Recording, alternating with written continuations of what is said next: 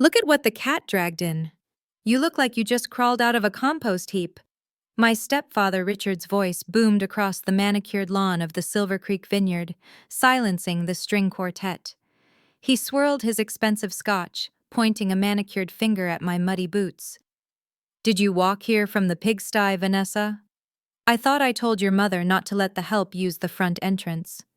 The guests, Seattle's elite and Napa's finest, erupted in polite, cruel laughter. My mother, Diane, turned 50 shades of pale, rushing not to hug me, but to block me from view. I stood there, gripping the strap of my bag, staring at the man who had called me a waste of space for 15 years. He smirked, adjusting his silk tie, thinking he was the king of the world because he had just married my mother and secured the CEO position at Titan Logistics. What Richard did not know, what none of them knew, was that I was not just the poor farm girl they had kicked out at 18. I was the one who had signed the acquisition papers for his company this morning. I was the one who owned the mortgage on this vineyard. And I was the one who was about to turn his perfect wedding day into his retirement party. Before I tell you how I fired my stepfather at his own wedding reception, let me know where you are watching from in the comments. Hit that like button and subscribe if you have ever had to build an empire just to prove your family wrong. My name is Vanessa, and at 33 years old, I am the founder and majority shareholder of Green Horizon Holdings, one of the largest agri-tech venture capital firms on the West Coast. But to the people sipping champagne on this lawn, I am just Vanessa the failure. Vanessa, the girl who chose dirt over a business degree. Vanessa, the disappointment. The day had started as a disaster, which seemed fitting for a wedding I had dreaded for 6 months. My Tesla had suffered a critical battery failure on the winding roads up to Napa Valley, leaving me stranded 5 miles from the venue. There was no cell service to call my assistant, no passing Ubers, just heat and dust. I had to hitch a ride with a local farmer named Old Man Miller in his beat-up 1990 Ford pickup truck. The truck smelled of fertilizer and wet dog, and by the time we rumbled up to the pristine, white-gated entrance of Silver Creek, my black Yves Saint Laurent power suit had gathered a fine layer of dust, and my Italian leather boots were caked in red clay mud. Mr. Miller was kind enough to drop me right at the valet stand, where a line of Bentleys and Porsches gleamed in the California sun. The contrast was so sharp it was almost comical. As I hopped down from the rusted cab of the truck, the valet, a young man who looked like he cost more than the truck itself, wrinkled his nose. "Deliveries are around the back, miss," he said, not even bothering to look me in the eye. He waved his hand dismissively, trying to shoo me away like a stray dog. "I am not a delivery," I said, my voice calm but firm. "I am a guest. Vanessa King. I am here for the wedding." The valet looked me up and down, his eyes lingering on the mud on my boots and the slight disarray of my hair from the open window of the truck. "I do not think so," he sneered. "This is a private event for the board of directors of Titan Logistics and their families. Staff parking is down the hill." Before I could correct him, or perhaps buy the valet stand just to fire him, I heard the gravel crunching behind me. Richard strutted out from the welcome tent, flanked by 3 men in suits who I recognized immediately as the minority shareholders of the company I now secretly owned. Richard looked expensive. He was wearing a custom navy tuxedo that I knew cost $6,000 because I had seen the charge on the company credit card during my due diligence last week. "Well, well, well," Richard boomed, his voice carrying that fake jovial tone he used when he wanted to humiliate someone publicly. "If it isn't the prodigal stepdaughter." The men with him turned to look. Richard gestured at me with his whiskey glass, sloshing amber liquid over the rim. "Gentlemen, this is Vanessa, my wife's daughter from her first mistake of a marriage. She decided that studying business was too hard and ran off to play in the dirt." One of the shareholders, a man named Sterling, laughed. "Farming, really? Is that why she smells like that?" I felt the heat rise in my cheeks, not from shame, but from the sheer audacity. I had spent the last decade revolutionizing sustainable farming practices, funding startups that saved millions of gallons of water, and creating food security for developing nations. But to Richard, I was just a smell. "Hello, Richard," I said, keeping my voice steady. "Congratulations on the wedding. I apologize for the vehicle. My car broke down, and I did not want to miss the ceremony." Richard stepped closer, invading my personal space. He smelled of expensive cologne and arrogance. "You did not want to miss the open bar, you mean? Or maybe you are here to ask your mother for rent money again?" "I told Diane not to invite you. I told her you would embarrass us. Look at you. You are a stain on this scenery." I tightened my grip on my purse. Inside was a wedding gift that was also a test. A cashier's check for $5,000. It was a lot of money for a struggling farmer, which is what they thought I was. It was pocket change for me now, but I wanted to see if they would take it with grace or throw it back in my face. Richard's comment answered that question before I even asked it. "Please move, Richard," I said coldly. "I would like to see my mother." "You will wait until I say you can go in," he hissed, his smile dropping for a split second so only I could see the malice. "And if you ask anyone for money, if you try to pitch your little vegetable stand ideas to my investors, I will have security throw you off this mountain so hard you will bounce all the way back to whatever trailer park you are living in." He turned back to his friends, laughing loudly. "Come on, gentlemen, let us get some real drinks. Leave the help to find her own way." They walked off, leaving me standing in the dust. I took a deep breath, smoothing my jacket.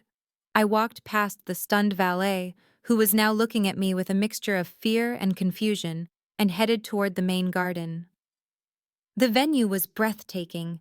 Rows of white chairs were set up facing the vineyard-covered hills. A massive floral arch dripping with white orchids stood at the altar. It screamed old money, or at least new money trying desperately to look like old money. I knew for a fact that Richard had leveraged his house, his car, and borrowed against his 401k to pay for this. He was drowning in debt to keep up this facade, banking everything on his position at Titan Logistics, a position he did not know he had already lost. "Vanessa!" The shriek came from the left. I turned to see my mother, Diane, rushing toward me. She looked beautiful, I had to admit. At 52, she had maintained her figure, and the champagne-colored gown she wore fit her perfectly. But her face was twisted in a grimace of pure panic. She did not open her arms. She did not smile. She grabbed my elbow with a grip that dug her nails into my skin and practically dragged me behind a large catering van. "What are you doing?" she hissed, looking around frantically to see if anyone had noticed us. "I told you to use the service entrance if you were coming. And look at you. You are filthy." "Hello to you too, Mom," I said, pulling my arm away. "It is nice to see you. You look lovely." "Don't you start with me," she snapped, reaching up to aggressively smooth a stray hair on my forehead. Richard is furious. I can see it in his shoulders. "You promised you would make an effort, Vanessa. You promised you would not ruin this for me." "I tried to make an effort," I said. "My car broke down. I hitchhiked to get here. I traveled 400 miles to be at your wedding, Mom. Does that count for nothing?" She looked at my boots, her lip curling in disgust. "You could have changed. You could have waited in the bathroom and cleaned up. Instead, you marched right up to the front like you own the place. Do you have any idea who is here today? The senator is here. The CEO of Tech Global is here. These are important people, Vanessa. They do not want to see this." She gestured at my entire existence, as if I were a walking disease. "I am your daughter, Mom," I said, my voice dropping an octave. "Not a party crasher. I am here to support you. If you wanted to support me, you would have become a lawyer like Richard suggested," she said, her voice dripping with resentment.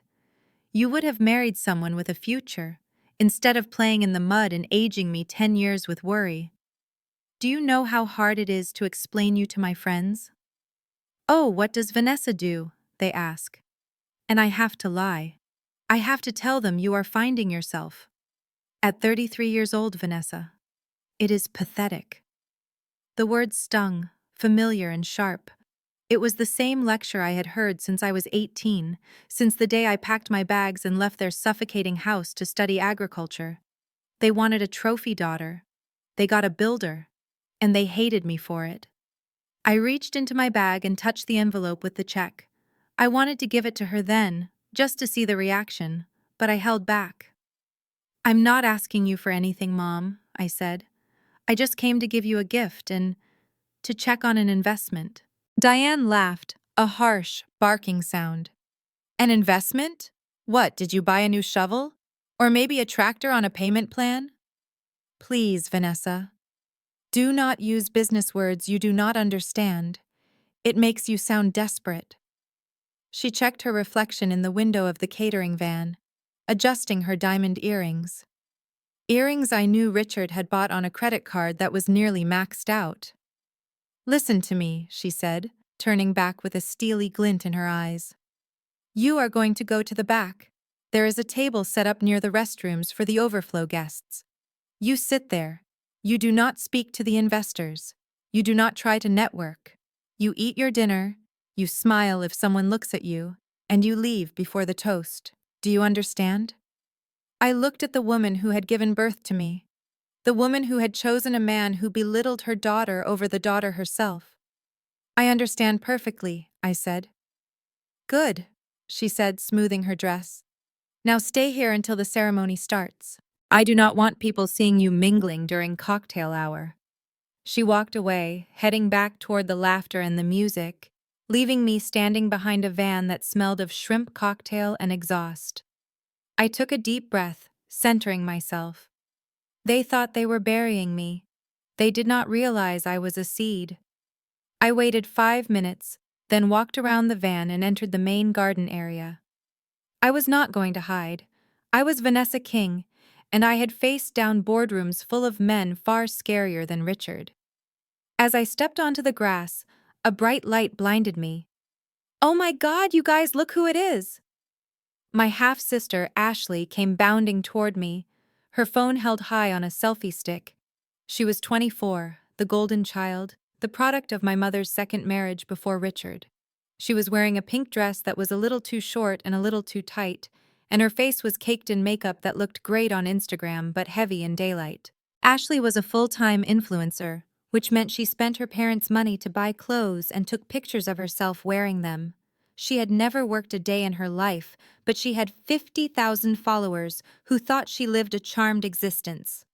"Say hi to the fam, Nessa," she chirped, shoving the phone into my face. I could see the live stream comments rolling up the side of the screen. "Who is that?" one comment asked. "Is that the maid?" asked another.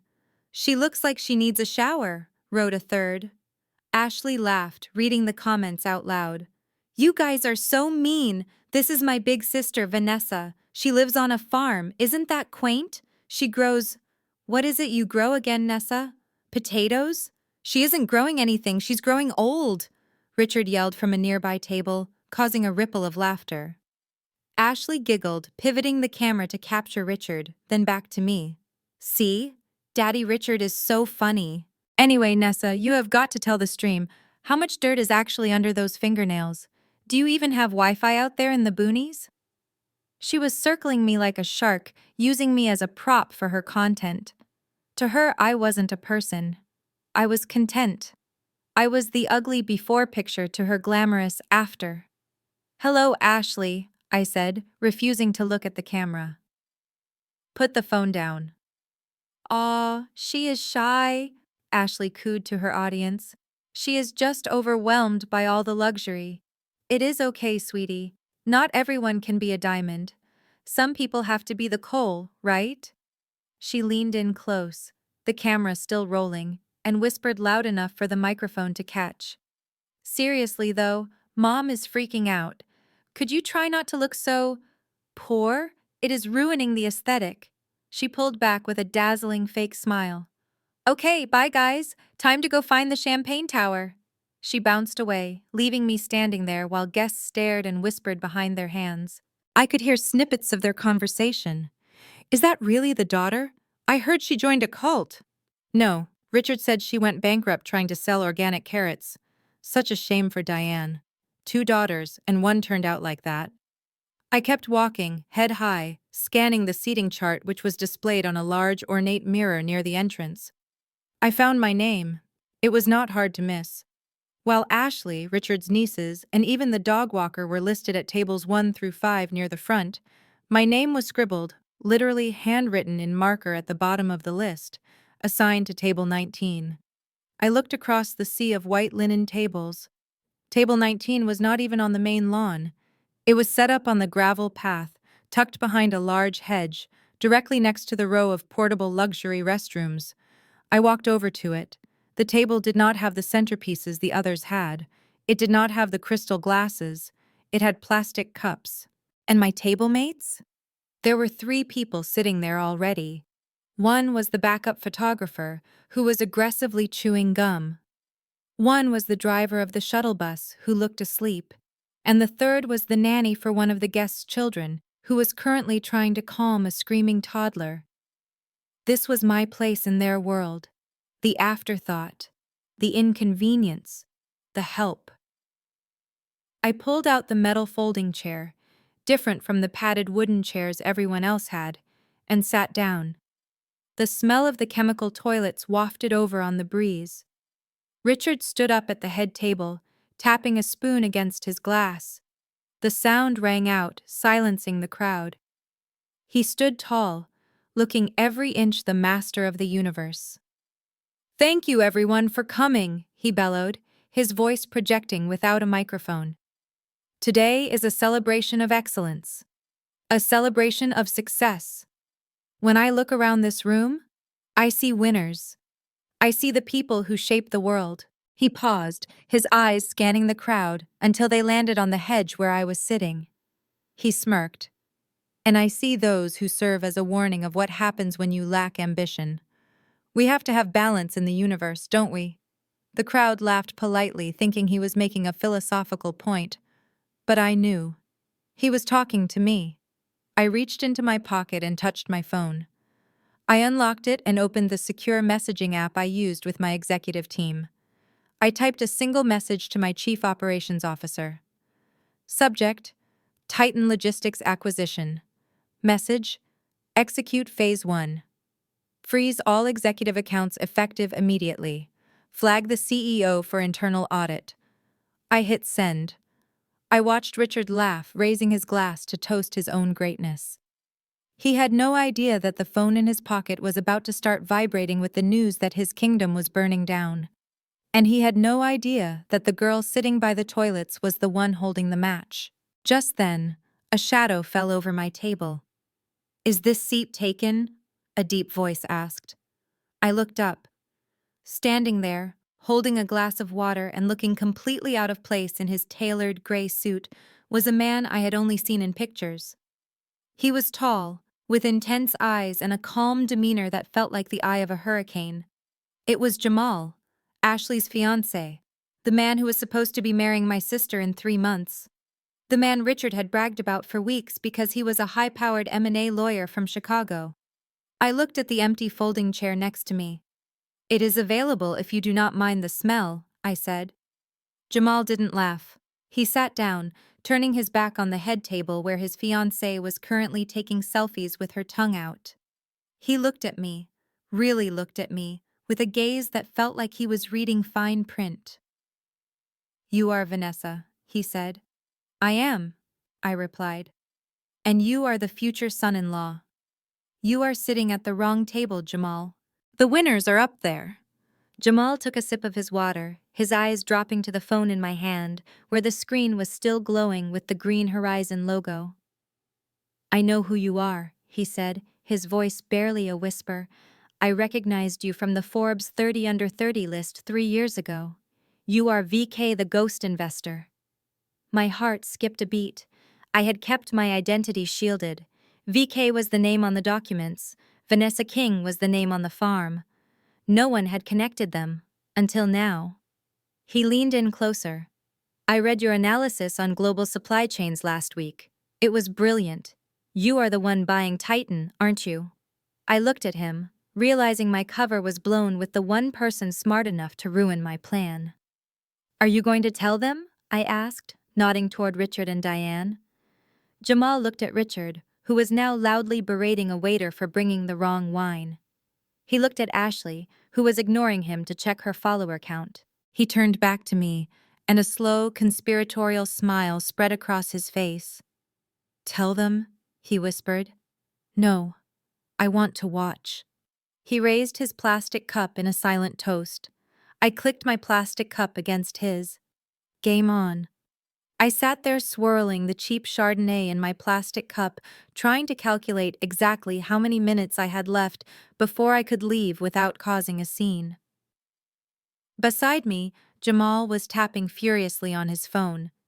He had retreated to table 19, ostensibly to take a work call away from the blasting music, but I suspected he just needed a break from Richard, who was currently conga lining with the catering staff. My own phone buzzed in my lap. It was an urgent alert from the Asian markets. The acquisition of Titan Logistics was sending ripples through the sector, and my portfolio was fluctuating by the second. I instinctively unlocked the screen. The glass was shattered in the top corner, a battle scar from dropping it in a cornfield last month. Through the cracks, the proprietary interface of the Green Horizon executive dashboard glowed with real-time data. I was so focused on the falling stock price of Richard Company that I did not notice Jamal had stopped typing. He was staring at my lap. His eyes were not on my muddy jeans, but on the screen resting on my knee. "That interface," he said, his voice low and tight. "That is not a public trading app."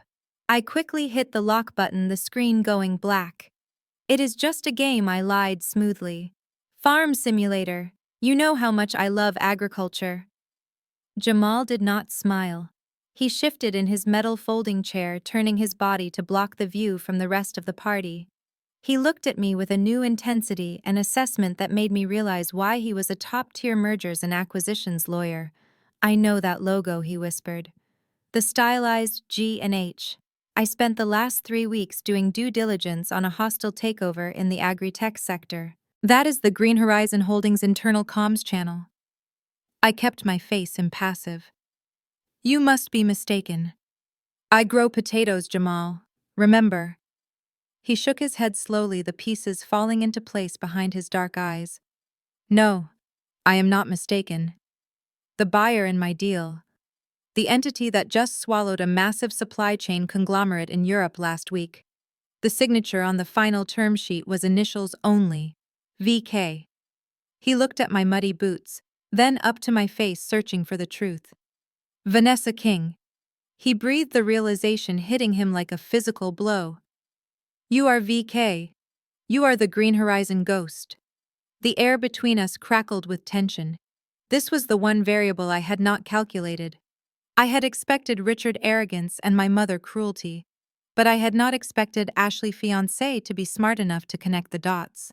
I looked over his shoulder. Ashley was on the dance floor filming herself screaming the lyrics to a pop song. Richard was doing shots with his investors. My mother was loudly complaining to a waiter about the napkins. They were oblivious.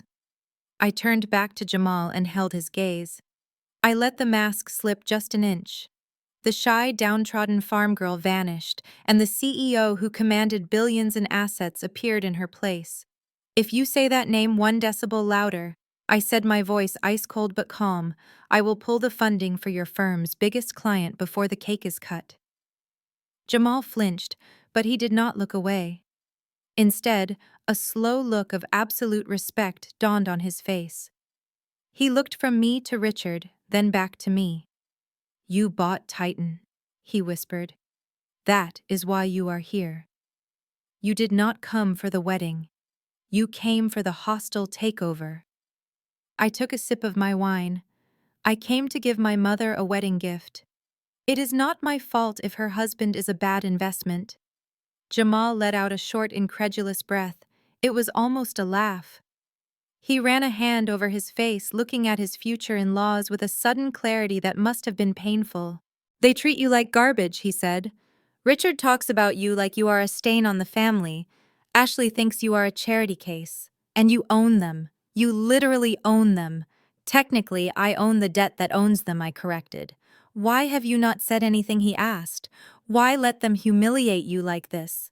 Because leverage is best applied when the target is most confident, I said. Richard thinks he is a king today. It makes the fall so much more educational.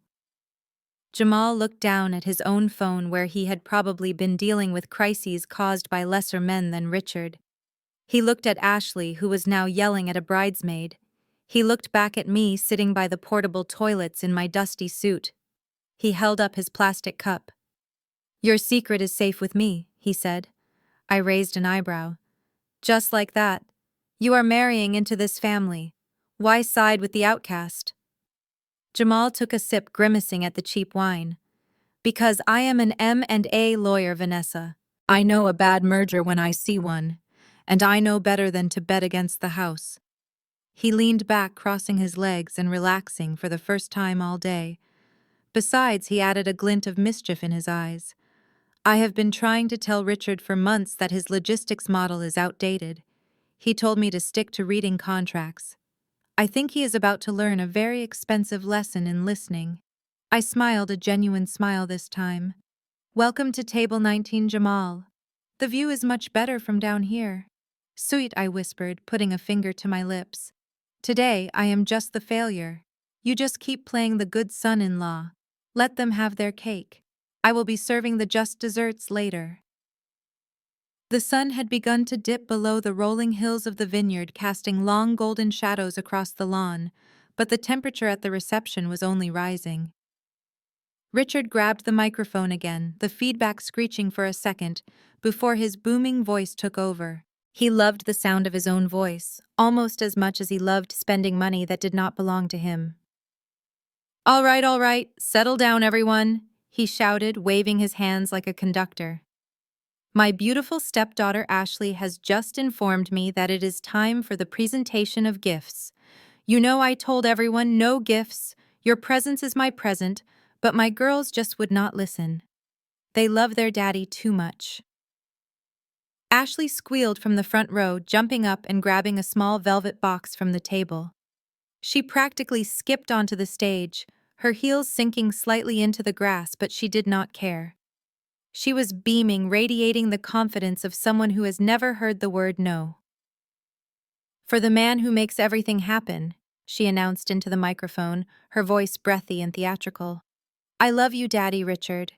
She handed him the box. Richard opened it slowly, milking the moment for maximum drama. He gasped, then turned the box toward the crowd so the light caught the gold and diamonds. A collective ooh went through the audience. A Rolex Daytona, he proclaimed, slipping the heavy watch onto his wrist. Now, this is taste. This is class. Thank you, sweetheart. This is what success looks like, people. He hugged Ashley, holding the pose just long enough for the photographers to get the shot. Then his eyes scanned the crowd again, hunting for his favorite target. The warmth instantly vanished from his face, replaced by a cold, predatory grin as his gaze landed on me. And now he said, his voice dripping with mock excitement. I believe my other daughter Vanessa has something for us too. Come on up here, Vanessa. Do not be shy. We are all family here, even if some of us dress for a funeral while others dress for success. The crowd chuckled nervously. I could feel Jamal stiffen beside me at table 19.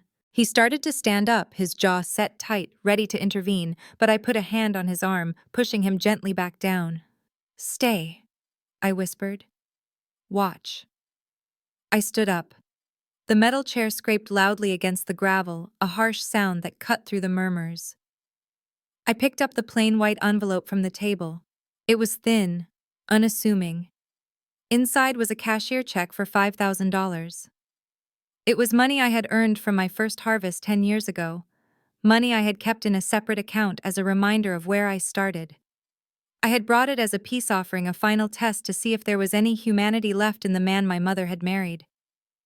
I walked toward the stage. The path was long. Every step I took felt heavy, not because of the mud on my boots, but because of the weight of the gazes pressing on me. 300 people were watching, waiting for the punchline of Richard's joke. And I was the punchline. I could hear the whispers as I passed the VIP tables. Is she going to give him vegetables? Look at her boots. Disgusting. I heard she lives in a shack. I kept my eyes fixed on Richard. He was standing on the raised platform looking down at me like a king observing a peasant. My mother Diane stood a few steps behind him, nervously smoothing her dress, her eyes darting between me and the important guests in the front row. She looked terrified not for me, but of me. She was terrified I would stain her perfect image. I climbed the stairs to the stage. The wood creaked under my boots. I stopped in front of Richard. Up close, he smelled of expensive scotch and desperation. I could see the sweat beading on his forehead beneath the stage lights. "Hello, Richard," I said, my voice calm without the microphone. "For you and Mom." I held out the white envelope. Richard looked at it, then at me. He did not take it immediately. He let me stand there, arm extended, letting the awkwardness build, letting the audience wonder what was inside the cheap stationery. Finally, he snatched it from my hand. He did not open it carefully. He jammed his finger under the flap and tore it open, shredding the top of the envelope in a violent display of impatience. He pulled out the check. He stared at it for a long moment. I watched his eyes scan the numbers. I saw the confusion first, then the disbelief, and finally the rage. He stepped up to the microphone, holding the check up by a corner, as if it were a dirty tissue. $5,000, he announced, his voice flat and incredulous. The crowd went silent. They were waiting for the cue on how to react. $5,000, Richard repeated louder this time, a laugh bubbling up from his chest. He looked at the check, then back at me, his eyes wide with theatrical amusement. "You walked all the way up here in your mud boots to give me $5,000? It is a gift, Richard," I said quietly. "Use it for the honeymoon." He threw his head back and laughed, a loud barking sound that echoed off the hills. "The honeymoon? Vanessa, honey, this check would not even cover the fuel for the private jet to get us to the honeymoon." He turned to the crowd, showing them the check. "Look at this, everyone."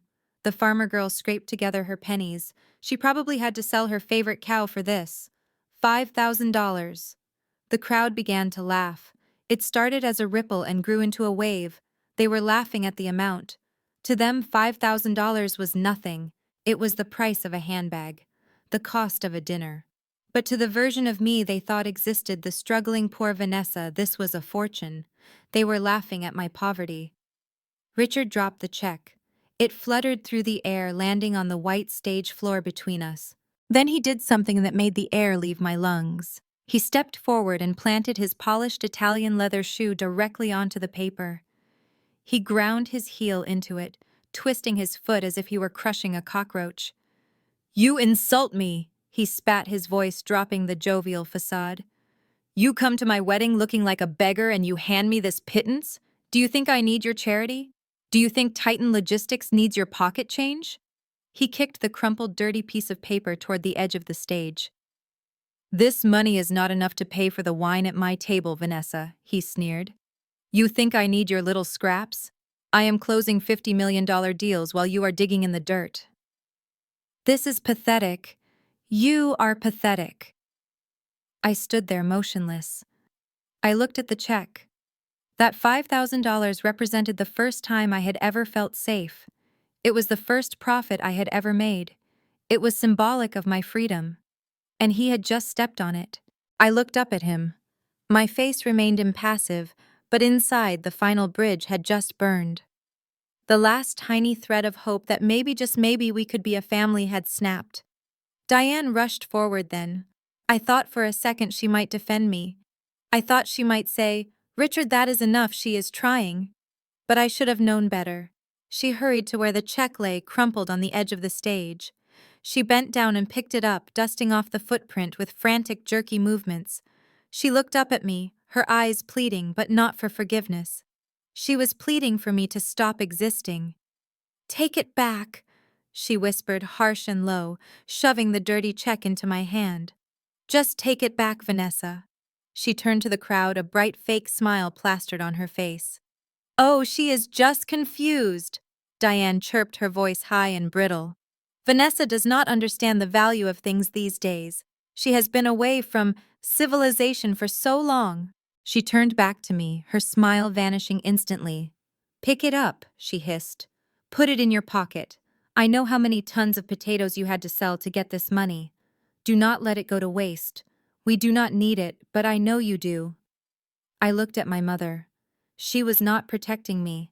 She was protecting the check because she thought it was all I had. She truly believed I was destitute. She was pitying me in front of 300 people while her husband wiped his shoe on my dignity. Do not try to act big, Vanessa. She continued, her voice a venomous whisper. You are small. You have always been small. Just take your money and go sit by the toilets where you belong before you make Richard even angrier. He is a powerful man. You do not want to be on his bad side. I looked at the crumpled check in my hand. I looked at the dirt from Richard's shoe smeared across the numbers. I slowly folded it. You are right, Mom, I said, my voice amplified by the silence of the room even without a microphone. I should not have tried to give you this. See? Richard boomed, stepping back to the center of the stage, throwing an arm around Diane. She admits it. She knows her place. He looked out at the crowd, his ego swelling to fill the entire valley. Let this be a lesson to all of you, he declared, pointing a finger at me. Success is a choice. Poverty is a choice. Vanessa here chose to be a loser. She chose to turn her back on my guidance, on my business acumen. And look at her now, trying to buy our affection with lunch money. He laughed again, and the sycophants in the front row laughed with him. Ashley was recording the whole thing, zooming in on my face, hoping to catch a tear. But I did not cry. I looked at Richard. I looked at the man who was bragging about a company he no longer controlled. I looked at the man who was spending money he did not have. I put the check into my pocket. You are right, Richard, I said loud enough for the first few rows to hear. $5,000 is not enough to pay for the wine at your table. I paused, letting the words hang in the air. But it is enough to pay for the severance package of a bad CEO. Richard frowned, his smile faltering for a fraction of a second. What did you say? I turned my back on him. I did not run. I did not hide. I walked slowly, deliberately down the stairs of the stage. Get back here! Richard shouted, his microphone popping with the volume. I am not done talking to you. Do not walk away from me when I am teaching you a lesson. I kept walking. I could feel his eyes boring into my back. I could feel the confusion of the crowd. I walked straight back to table 19. Jamal was waiting. He had watched the whole thing. His face was a mask of cold fury, but when he saw me approach, he stood up. He did not say a word. He just pulled out my metal folding chair for me. I sat down. I smoothed my jacket. I picked up my plastic cup of wine. Richard was still ranting on stage, trying to recover the momentum, trying to turn my exit into another joke, but his voice sounded thinner now, a little more desperate. She will learn, he shouted. One day she will come crawling back asking for a job. And you know what I will say? I will say... He trailed off because he noticed something. He noticed that the waiters were moving. They were not refilling glasses. They were not serving the next course. A man in a black suit with an earpiece, the head of security for the resort, was walking briskly toward the stage. He was holding a clipboard, and behind him walked two uniformed officers. I took a sip of my wine. It tasted like vinegar, but in that moment, it was the sweetest thing I had ever dragged across my tongue. Jamal leaned in close. Did you do it? He whispered. I looked at the stage, where Richard was now staring at the approaching police officers with a look of dawning horror. I pulled the crumpled check out of my pocket and set it on the table between us. I just saved $5,000, I said. Jamal looked at the check, then at the stage, then back at me. Phase 2? He asked. Phase 2, I confirmed.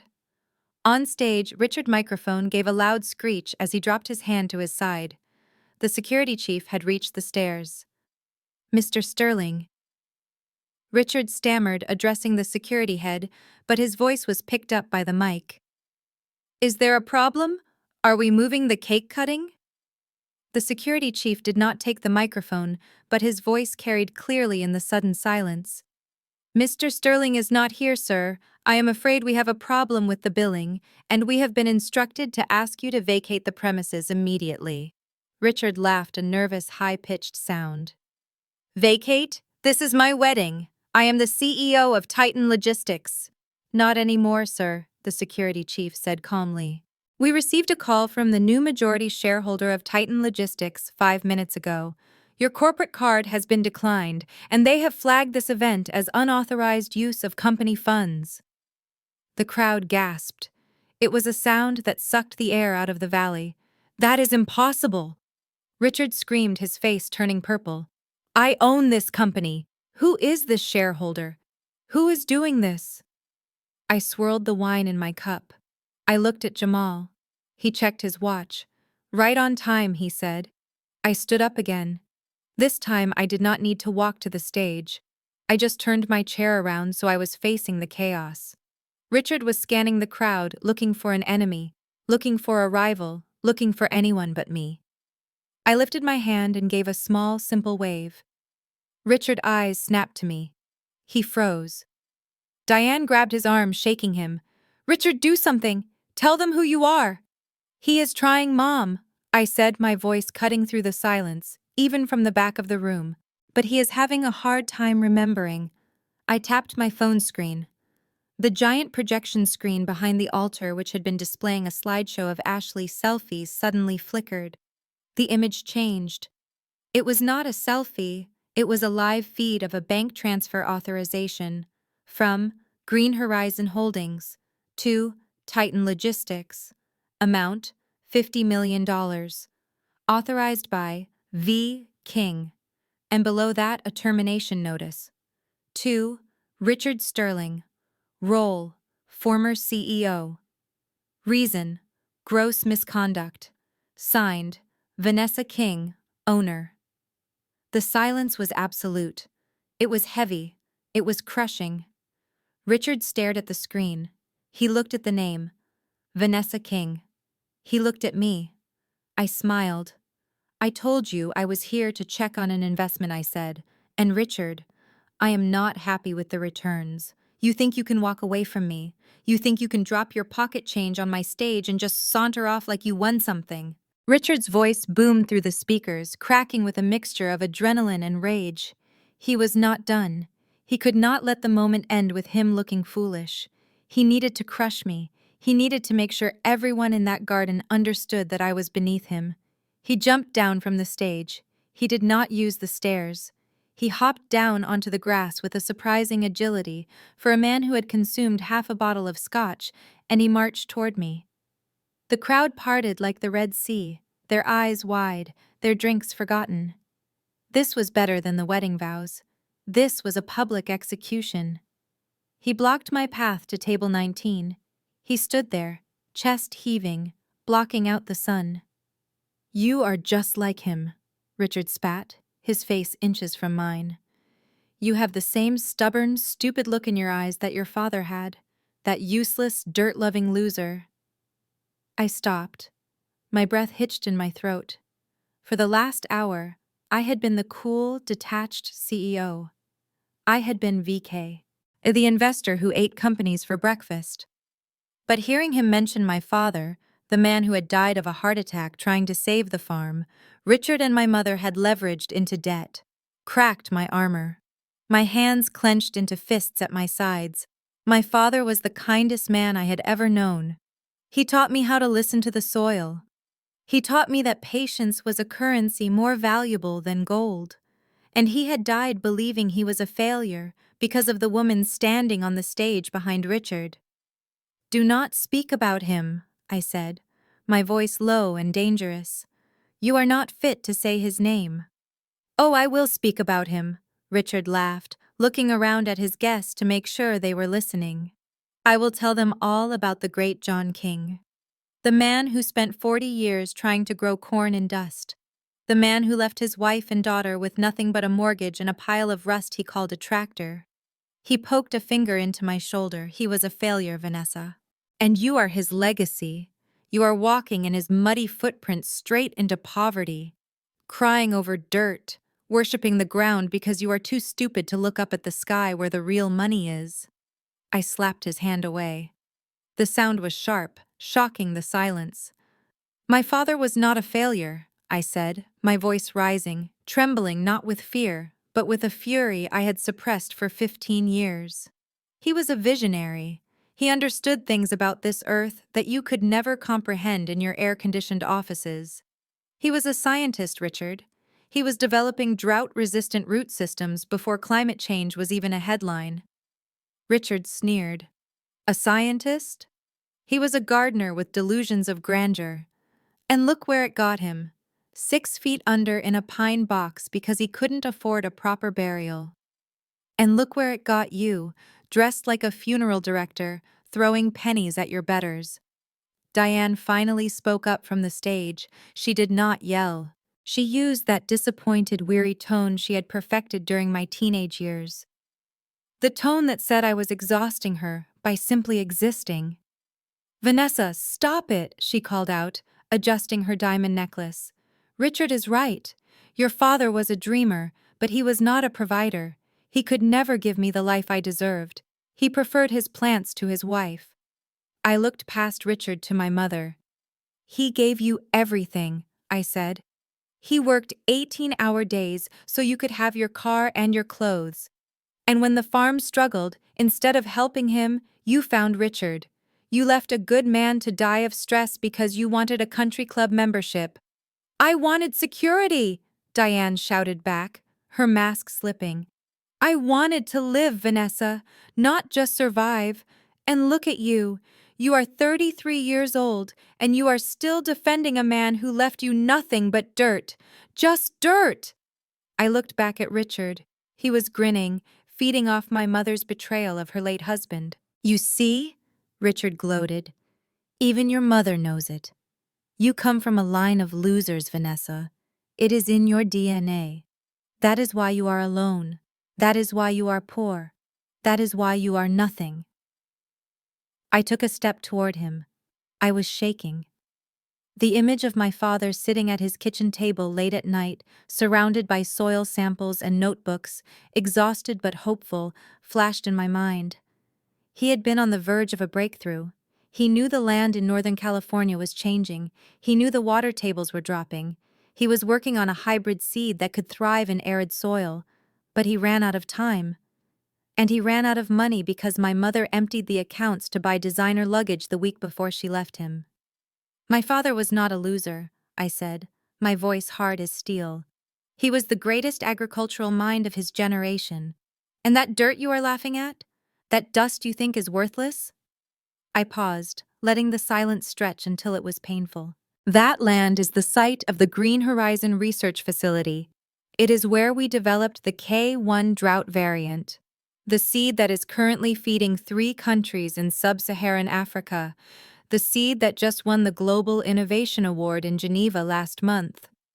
Richard blinked. He looked confused. Seeds? Geneva? He tried to process the words, but they didn't fit his narrative. What are you babbling about? He scoffed. It is a potato farm, Vanessa. Stop trying to make it sound fancy. I laughed. It was a cold, humorless sound. You really don't get it, do you? You look at a field and you see mud. I look at a field and I see intellectual property. That farm my father left me? The one you and Mom called a wasteland? I stepped closer to him, forcing him to take a step back. I had it appraised last week for the corporate merger. Just the land. Not the patents. Not the laboratory I built on top of the old barn. Just the dirt, Richard. I leaned in, whispering so only he in the front row could hear. That dirt is valued at $2 billion. Richard froze, his mouth opened slightly. 2 billion? He whispered. Yes, I said. My father did not leave me nothing. He left me the future. He left me the foundation of an empire. And the irony, Richard, the absolute tragedy of your life, is that if you had just treated him with an ounce of respect, if my mother had just waited 1 more year, you would have been part of it. I gestured to the lavish wedding around us. The flowers, the champagne, the rented luxury. You spent $500,000 on this wedding to prove you are wealthy, I said. My father spent 50 years in the sun to prove he could save the world. I pointed at my mother, who was now gripping the microphone stand for support, her face ashen. You called him useless, I said to her, but his name is on the side of a building in Silicon Valley. And your name? Your name is on a maxed-out credit card bill for a party you cannot afford. Liar, Richard shouted, his face turning red again as he tried to regain control of the narrative. You are lying. $2 billion? You drove here in a truck that smells like manure. You are a liar and a fraud. He looked around at the crowd, desperate for validation. She is crazy, he yelled. She is hallucinating. She is a mental case just like her father was. But the crowd was not laughing anymore. They were whispering. They were looking at me with new eyes. They noticed the way I held myself. They noticed that I did not flinch when he screamed. They noticed Jamal, the high-powered lawyer, standing behind me with his arms crossed, nodding in confirmation. You can call me whatever you want, Richard, I said calmly, but you cannot change the truth. My father won. He won the long game. And you? You are just a middle manager who played dress-up for a day. I turned away from him again. Now, if you will excuse me, I have to go sit with the other failures at table 19. We have a better view of the sunset from there anyway. I walked back to my seat. My heart was pounding, but my head was high. I had defended him. I had said the words I had wanted to say for 15 years. Behind me, Richard was sputtering, trying to start a chant, trying to make a joke, but the air had gone out of the room. He grabbed a bottle of champagne from a passing waiter and popped the cork, spraying foam over the front row in a desperate attempt to bring the party back to life. Forget her, he screamed. Let us drink. To success. To Titan Logistics. To the $50 million. I sat down next to Jamal. He handed me a fresh cup of water. That was beautiful, he said quietly. It is not over, I replied, watching Richard chug champagne from the bottle. He insulted the man who taught me everything. He called my father a loser. I checked my phone. The transfer of ownership was 99% complete. The digital signature from the board was processing. I looked at the stage where my mother was now trying to calm Richard down, whispering frantically in his ear, probably asking if the $2 billion figure could possibly be real. I hope he enjoys that champagne, I said to Jamal. It is the last thing he is ever going to taste as a free man. The sun was beginning to set over the Napa Valley, painting the sky in violent shades of bruised purple and blood orange. It was the kind of lighting photographers would kill for, and Richard was determined not to waste a single second of it. He grabbed the microphone from the stand, nearly knocking it over in his enthusiasm. The champagne bottle in his other hand was dangerously low, and his face had taken on a flushed, sweaty sheen that he probably thought looked like passion, but actually looked like an impending cardiac event. Can everyone hear me? Richard bellowed, ignoring the screech of feedback from the speakers. Good, because what I am about to say is going to change the landscape of this industry forever. He paced the stage, his Italian leather shoes clicking loudly on the white wood. He looked out at the sea of guests, his chest puffed out like a rooster greeting the dawn. We have had a little excitement today, haven't we? He said, chuckling darkly and casting a quick, dismissive glance toward table 19, where I sat in the shadows. We had a little visit from the ghost of failures past. But let us be honest, that is just background noise. That is just the static you hear before the real music starts. And let me tell you, friends, the symphony is about to begin. He took a long swig of champagne straight from the bottle, wiping his mouth with the back of his hand. Diane watched him from the side of the stage, her eyes shining with adoration and greed. She looked at him like he was a slot machine that had just lined up 3 sevens. I know many of you have been hearing rumors, Richard continued, lowering his voice to a conspiratorial growl. You have heard whispers in the boardrooms. You have seen the stock tickers. You know that Titan Logistics has been struggling. He paused for dramatic effect, letting the word hang in the air. The old guard, the dinosaurs on the board of directors. They told me to be cautious. They told me to consolidate. They told me, Richard, you are spending too much. Richard, you are dreaming too big. They wanted me to play it safe. They wanted me to be a farmer. He laughed at his own joke, and the crowd laughed with him. A sycophantic chorus of people who smelled money and wanted to be near it. But I am not a farmer, Richard shouted, raising his arms to the sky. I am a titan. That is the name of the company, isn't it? Titan. We do not shrink. We do not hide in the dirt. We conquer. He walked to the edge of the stage, leaning out over the front row of investors. And that is why I am thrilled. No, I am honored to announce a piece of news that I received just this morning. A piece of news that the dinosaurs on the board do not even know about yet. He paused again, savoring the attention. Every eye was fixed on him. Even the waiters had stopped moving. At 9 a.m. this morning, Titan Logistics received a wire transfer. A massive injection of capital from a private equity firm that knows a winner when they see one. He grinned, his teeth white and predatory in the fading light. A firm called Green Horizon Holdings has officially invested $50 million into my vision. The crowd gasped. $50 million. It was a staggering amount of money. It was enough to save the company. It was enough to make everyone in that garden very, very rich. I watched from my folding chair. I took a sip of my warm water. Yes, I thought. Green Horizon did invest $50 million. But you forgot to ask why, Richard. You forgot to ask who was signing the check. They believe in me, Richard roared, pounding his chest. They did not invest in the company.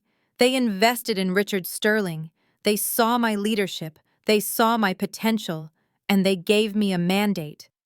Do you know what they told me? They told me to clean house. He began to pace again, his energy manic. They told me that the old ways are dead. They told me that I have absolute authority to reshape this company into the empire it was meant to be. And let me tell you, heads are going to roll. He pointed a finger at an empty chair in the front row, reserved for the current chairman of the board who had declined the wedding invitation. Bob Henderson? Gone! Richard shouted. Susan Miller in finance? Gone, all of them.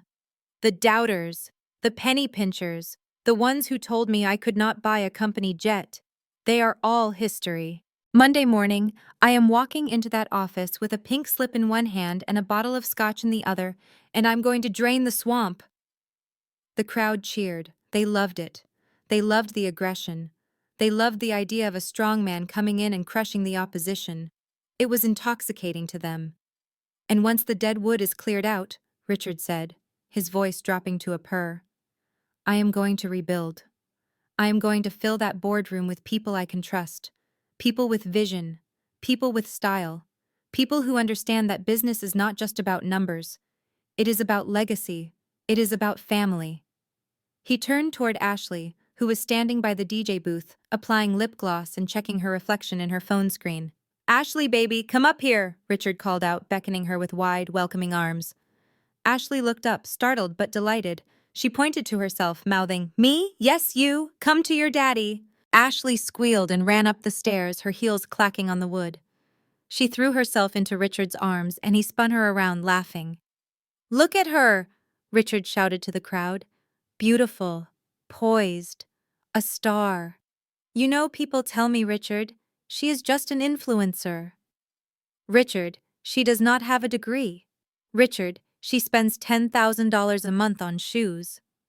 He paused, looking at her with a twisted kind of pride. And I tell them, so what? She knows people. She knows how to sell an image. She has 50,000 people watching her every move. That is marketing, my friends. That is the future.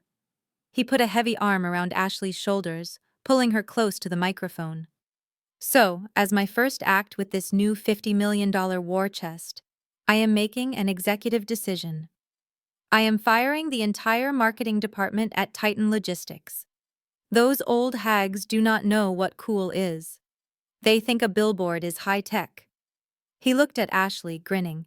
Ashley, sweetheart, how would you like a job? How would you like to be the new director of global marketing for Titan Logistics? Ashley let out a scream that pierced the evening air. She jumped up and down, clapping her hands. Oh my God, are you serious? She shrieked into the mic.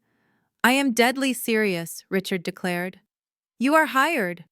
Starting salary, let's say 300,000 a year, plus bonuses, plus a company car. What do you say? Yes, yes, I accept, Ashley yelled, grabbing Richard's face and kissing his cheek. Oh my God, I am a businesswoman. Had boss babe. The crowd went wild. They clapped, they whistled, they raised their glasses to the new director of marketing, a 24-year-old whose biggest accomplishment prior to this moment was getting a viral video of herself eating a cinnamon roll. Diane was crying tears of joy at the side of the stage. She rushed up to join them, making it a group hug. My mother, the woman who had abandoned me at an airport because I was an inconvenience, was now hugging the husband who had just announced he was firing dozens of qualified people to give her daughter a job she was woefully unqualified for. It was a perfect tableau of nepotism and greed. I look at this family, Richard said, his voice thick with emotion and alcohol. And I see the future. We are unstoppable. We have the money. We have the power. And we have the looks. He glared over the heads of the crowd, finding me again in the shadows.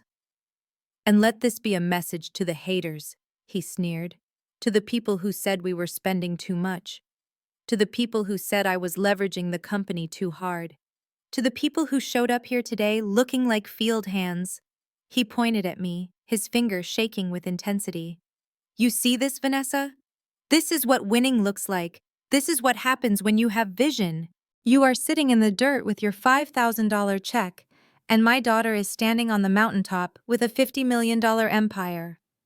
Ashley grabbed the mic, emboldened by the crowd's adoration. Yeah, Nessa, she shouted. Maybe if you are nice, I will hire you to water the plants in my new office. But you have to wear a uniform. No muddy boots allowed in the C-suite. The laughter rippled through the garden again, cruel and dismissive. Richard took the mic back, wrapping his arm tight around Ashley. She is a natural, he roared. A killer instinct. That is what we need. No mercy, no weakness. We are going to eat the competition alive. He raised his bottle of champagne high in the air. To Green Horizon, he toasted. Whoever they are, God bless them. They saw greatness in me. They saw that Richard Sterling is a man who knows how to spend money, to make money. They trust me implicitly. They gave me the keys to the kingdom, and I am going to drive this Ferrari at 200 miles an hour. To Richard! The crowd echoed. To Titan! To 50 million! I sat there, my hand resting calmly on my phone. The screen was still active. The Green Horizon interface was open. The transfer was complete. The funds were in the Titan account. But Richard had missed one small detail, one tiny, insignificant clause in the investment agreement he had signed so eagerly without reading the fine print. Clause 4.1. The lead investor retains the right to remove executive leadership immediately and without cause upon evidence of gross negligence, nepotism, or reputational damage. And Clause 4.2. The lead investor retains sole voting rights on all board appointments effective upon transfer of funds. Richard thought he had just been handed a blank check. He thought he had found a silent partner who would let him play king. He had no idea that the silent partner was sitting 50 feet away, listening to him brag about firing loyal employees to hire his stepdaughter. I looked at Jamal. He was staring at the stage, his mouth slightly open in horror. As a lawyer, the sheer liability of what Richard was saying, publicly announcing mass firings, admitting to nepotism, insulting a shareholder, was probably giving him an ulcer in real time. He is digging his own grave, Jamal whispered, leaning toward me. He is literally confessing to corporate malfeasance on a microphone. I smiled. It was a cold, sharp smile. He is not just digging a grave, Jamal, I said. He is building a mausoleum, and he is locking himself inside. On stage, Richard was now leading a chant. Titan, Titan, Titan. He looked euphoric. He looked invincible. He looked like a man who believed he had gotten away with everything. I unlocked my phone. I opened the messaging app. I typed a single line to my legal team who were standing by on a conference call, listening to the audio feed I had been streaming from my phone for the last 10 minutes. Message: You heard him. Execute the removal order. Send the notification to his phone now. I hit send. I watched Richard on stage. He was mid-laugh, his head thrown back, the champagne bottle tilted to his lips. Enjoy it, Richard, I thought. Enjoy the taste of that $50 million, because it is the last time you will ever taste power. His phone, tucked into the breast pocket of his $6,000 tuxedo, began to vibrate. The vibration of Richard's phone in his pocket was the first domino falling, but he was too drunk on his own ego to notice it immediately. He was still posing for photos with Ashley, his arm draped over her shoulders like a cape holding the champagne bottle aloft like a scepter. The crowd was still cheering, captivated by the spectacle of sudden wealth and the promise of a ruthless new regime. I sat at table 19, my phone glowing cool and steady in my hand. The interface was simple. A list of commands, a series of fail-safes I had built into the acquisition contract specifically for this moment. I did not look at the stage. I looked at the screen. My thumb hovered over the red button labeled Emergency Override. I typed a message to my personal assistant, who was currently sitting in a war room in San Francisco, surrounded by monitors and a team of corporate lawyers who cost more per hour than Richard made in a month. Command Execute Clause 13. I added a second line. Action freeze, all Titan Logistics operational accounts immediately. Revoke CEO signatory powers. Suspend all corporate credit cards. And then the final nail in the coffin. Directive: convene emergency shareholder meeting. Patch the live feed through to the venue projection system. Override the DJ booth. I hit send. Beside me, I heard a sharp intake of breath. It was a sound of pure, unadulterated panic. I turned to see Jamal staring at my phone screen. He had leaned in close enough to read the text, his eyes wide and white in the dimming light. Clause 13. He choked out. His voice was a strangled whisper. You are invoking the nuclear option. I turned the phone screen off and placed it face down on the table. He breached his fiduciary duty the moment he offered a marketing director position to an unqualified family member on a live microphone, I said calmly. He publicly announced mass firings without board approval. He insulted a majority shareholder. I am just protecting my asset, Jamal. Jamal looked up at the stage. Ashley was currently trying to take a selfie with Richard while holding a bottle of vodka she had pilfered from the bar. She looked ecstatic. She looked like she had just won the lottery. She had no idea that she was celebrating on the deck of the Titanic and the iceberg had already hit. You are going to destroy him, Jamal said. You are going to strip him of everything right here in front of everyone. He stripped himself, I replied. I am just turning on the light so everyone can see he is naked. Jamal ran a hand over his face, wiping away a sheen of cold sweat. He looked at Ashley again. His fiancée. The woman he was supposed to build a life with. He saw her laughing at something Richard whispered in her ear, her face twisted in a look of mean-spirited triumph that mirrored her stepfather perfectly. I have to get her down from there, he said, standing up so abruptly his chair tipped over. Sit down, Jamal, I warned him. You cannot save her. She made her choice. I have to try. He insisted, his voice desperate. She is stupid, Vanessa. She is vain and she is greedy, but she does not understand what is happening. If she is standing next to him when the axe falls, she will be buried with him. You know how these investigations work. If she accepts that job on record, she becomes complicit. He was right. Technically, If Ashley accepted a fraudulent position and accepted company funds, she could be liable. But watching her up there basking in the unearned glory, I found it hard to muster any sympathy. Jamal did not wait for my permission. He scrambled away from the table, dodging the portable toilets and sprinting toward the stage. He moved with the urgency of a man running into a burning building. I watched him go, taking a sip of water. I checked my watch. 2 minutes until the accounts froze. 3 minutes until the projection screen was hijacked. On stage, Richard was in the middle of another toast. To family, he slurred, raising his glass. To the people who stick by you, to the winners. Jamal bounded up the stairs. He did not look cool or collected now. He looked terrified. He rushed past Richard, ignoring the man's outstretched hand, and grabbed Ashley by the arm. "Ashley, we need to go," Jamal said, his voice cutting through the laughter. "Now, get down from here." Ashley pulled her arm back, her face contorting in annoyance. "Ow, Jamal, what are you doing? You are hurting me." "Listen to me," Jamal pleaded, ignoring Richard, who was now glaring at him. "You need to step away from him. You need to come with me right now. Do not accept that job. Do not say another word into that microphone." Richard stepped in, puffing out his chest. "Hey, hey, hey!" Richard shouted, pushing Jamal's shoulder. "Get your hands off her! What is your problem, son? Are you jealous? Can you not handle a successful woman?" Jamal ignored him, keeping his eyes locked on Ashley. "Ashley, please. Look at me. He is not the CEO anymore. It is over. You are walking into a trap. Vanessa owns the company. She just triggered a Clause 13. Ashley stared at him blankly. "Clause what? What are you talking about?" "You are drunk, Jamal." "I am not drunk," Jamal shouted, desperation making his voice crack. "I saw her phone. She is freezing the accounts. Richard is about to be arrested for fraud if he keeps talking. You have to get away from him." Ashley looked at Richard, then back at Jamal.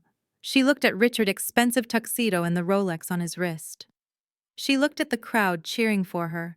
Then she looked at Jamal, sweating and panic-stricken, trying to drag her back to reality. She laughed. It was a cruel, dismissive sound that echoed my mother's laugh perfectly.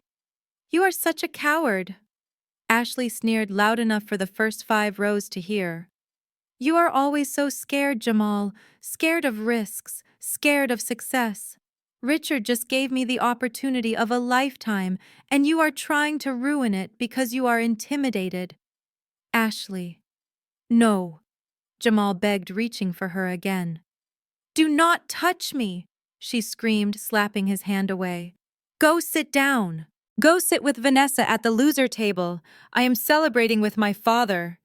Richard roared with laughter, wrapping his arm around Ashley's shoulders. "That is my girl," he shouted. "See that, folks? That is loyalty. That is what a real power couple looks like. Not this weak, fearful little lawyer." He looked at Jamal with pure contempt. "Get off my stage, son," Richard said. "Before I have my new security team throw you off. You are ruining the vibe." Jamal stood there, frozen. He looked at the woman he loved. He saw the greed in her eyes. He saw the absolute refusal to listen to reason. He saw that she preferred the beautiful lie to the ugly truth. He looked at me sitting in the shadows. I raised my glass to him, a silent salute to a brave but foolish effort. Jamal slowly backed away. He looked defeated. He looked heartbroken. "Fine," he said, his voice quiet, but amplified by the sudden hush of the crowd. "Fine. Have it your way, Ashley. But do not say I did not warn you." He turned and walked down the stairs. He did not look back. He walked straight past the VIP table, straight past my mother, who was looking at him with open disgust, and came back to table 19. He sat down heavily, sinking into the metal chair. He put his head in his hands. "I tried," he whispered. "I know," I said softly. "They deserve it," he said, his voice muffled by his hands. "They deserve everything that is about to happen to them." I looked at my phone. The confirmation message flashed on the screen. "Accounts frozen. Board meeting initiated. live feed active. I looked up at the stage. Richard was pouring more champagne into Ashley glass. They were clinking glasses, laughing at Jamal retreat, basking in their victory. Above their heads, the giant projection screen flickered. The image of Ashley's selfie dissolved. Static cut across the screen for a second, followed by the sharp digital hum of a connection being made. Then a face appeared on the screen. It was a massive 20-foot-tall, high-definition image of a severe-looking woman with gray hair and glasses sitting in a boardroom in San Francisco. It was Eleanor Vance, the chairwoman of the board for Green Horizon Holdings. Behind her sat 5 other board members, all looking grim. Richard turned around, confused by the sudden change in lighting. He looked up at the screen. He squinted, trying to focus. "Who is that?" he asked into the microphone. "Is this the entertainment?" The woman on the screen adjusted her glasses. Her voice boomed through the concert speakers, crisp and authoritative, cutting through the night air like a blade. "Mr. Sterling," she said, "this is Eleanor Vance representing the majority shareholder. We are interrupting your party to inform you that effective immediately, you are relieved of your duties as CEO of Titan Logistics." Richard dropped his glass. It shattered on the stage, spraying champagne over Ashley's shoes. The silence that followed was not the silence of confusion. It was the silence of execution. And I sat back, sipping my water, ready for the show. You would think that announcing a mass firing and appointing a 24-year-old influencer as a global director would be enough of a power trip for one evening, but Richard was not a man who knew the meaning of the word enough. The adrenaline was coursing through him, mixing with the alcohol, to create a toxic cocktail of invincibility. He watched Jamal retreat into the shadows, and he took it as a personal victory, a sign that he was untouchable. He scanned the crowd, his eyes wild and hungry, looking for one final way to cement his status as the alpha in the room. His eyes landed on me again. I was sitting quietly at table 19, sipping my water and watching the digital clock on my phone count down the seconds until his destruction. But to him, I did not look like an executioner. I looked like a loose end. I looked like a stain on his perfect canvas that he needed to scrub out one last time. He raised the microphone, his lips curling into a sneer. "You know, folks," he boomed, his voice echoing off the hills. "We have talked a lot about success tonight. We have talked about vision. We have talked about the future. But you cannot truly appreciate the view from the summit unless you look down at the valley. You cannot understand what it means to be a winner unless you see what it looks like to be a loser." He pointed a shaking finger directly at me. "Vanessa, get up here." The crowd shifted uncomfortably. They had already witnessed the check incident. They had seen the fight with Jamal. They were exhausted by the drama, but they were also held captive by it. It was like watching a car crash in slow motion. You wanted to look away, but you couldn't. I did not move. I just looked at him. "I said, get up here," Richard shouted, his face flushing a deep, dangerous red. "Do not make me send security down there to drag you. You wanted to be part of this family? You wanted to come to my wedding? Then come stand next to your sister. Come show everyone the difference between making right choices and making wrong ones." Diane was standing next to him, looking nervous. She put a hand on his arm, trying to whisper something, but he shook her off. "No, Diane," he said into the mic. "She needs to hear this. They all need to hear this. It is a teachable moment." He gestured violently at me. "Move." I stood up. I could have refused. I could have sat there and waited for the axe to fall. But there was a cold curiosity inside me now. I wanted to hear it. I wanted him to say every single hateful thought he had ever suppressed. I wanted him to empty the chamber so that when I fired back, he would have nothing left. I walked toward the stage for the second time that night. The walk felt different this time. Before, I had felt the weight of their judgment. Now I felt the weight of the sword I was holding behind my back. I walked past the investors who were whispering frantically into their phones, probably checking their stock portfolios. I walked past the catering staff, who looked at me with sympathetic eyes. I climbed the stairs. I stood next to Richard. He towered over me, Or at least he tried to. He put a heavy arm around my shoulders, pulling me in tight. It felt like being hugged by a boa constrictor. He smelled of sweat and expensive cologne and rot. "Look at this, everyone," Richard announced, sweeping his other hand toward the audience. "Look at this contrast." He pulled Ashley closer on his other side. Ashley was glowing, preening for the cameras, holding her new position like a beauty pageant title. On my right, Richard bellowed, "We have Ashley, the future, bright, ambitious, beautiful. She listens, she learns, she understands that in this world you have to grab what you want. She is going to run a global department. She is going to be a star." He squeezed my shoulder hard enough to bruise. "And on my left we have Vanessa." He said my name like it was a punchline. "Look at her. Look at the boots. Look at the suit that she probably bought at a thrift store." 10 years ago, I sat this girl down in my office. I told her, "Vanessa, you have potential. You are not as pretty as your sister, and you do not have her spark, but you are sturdy. You can work." I told her to go to business school. I told her I would get her an entry-level job in the mailroom, and she could work her way up. He paused, letting out a dramatic sigh. But did she listen? No. She thought she was smarter than me. She thought she knew better. She said she wanted to work with the earth. She wanted to save the planet. The crowd laughed nervously. Richard fed off it. "Save the planet," he mocked. "She cannot even save enough money to buy a car that runs. She hitchhiked here, people. She rode in a truck with chickens to get to my wedding." He turned to look at me, his face inches from mine. His eyes were glassy and cruel. "I tried to help you, Vanessa. I really did. But you were too stubborn. You were too arrogant. And now look at you. You are 33 years old. You have no husband. You have no children. You have no career. You are a ghost." He gestured to Ashley, who was busy checking her reflection in a spoon. "If you had listened to me 10 years ago," Richard said, his voice dropping to a whisper that was somehow louder than his shouting. "If you had just swallowed that unearned pride of yours, you could have been standing here today with a purpose. You could have been useful." He grinned, a shark-like baring of teeth. "In fact, I am feeling generous today. Since I am firing the entire marketing team, Ashley is going to need an assistant.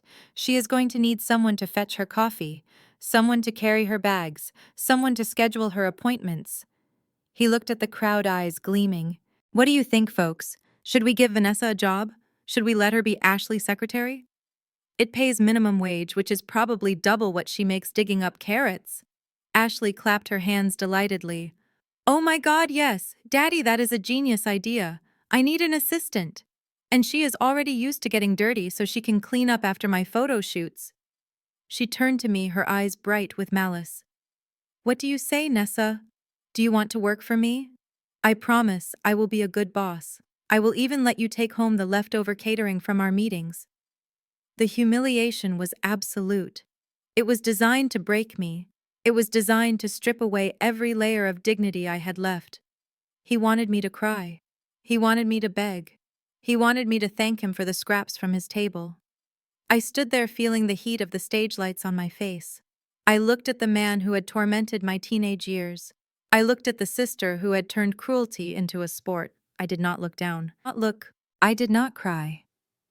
"Is that the offer, Richard?" I asked, my voice calm and clear, cutting through his laughter.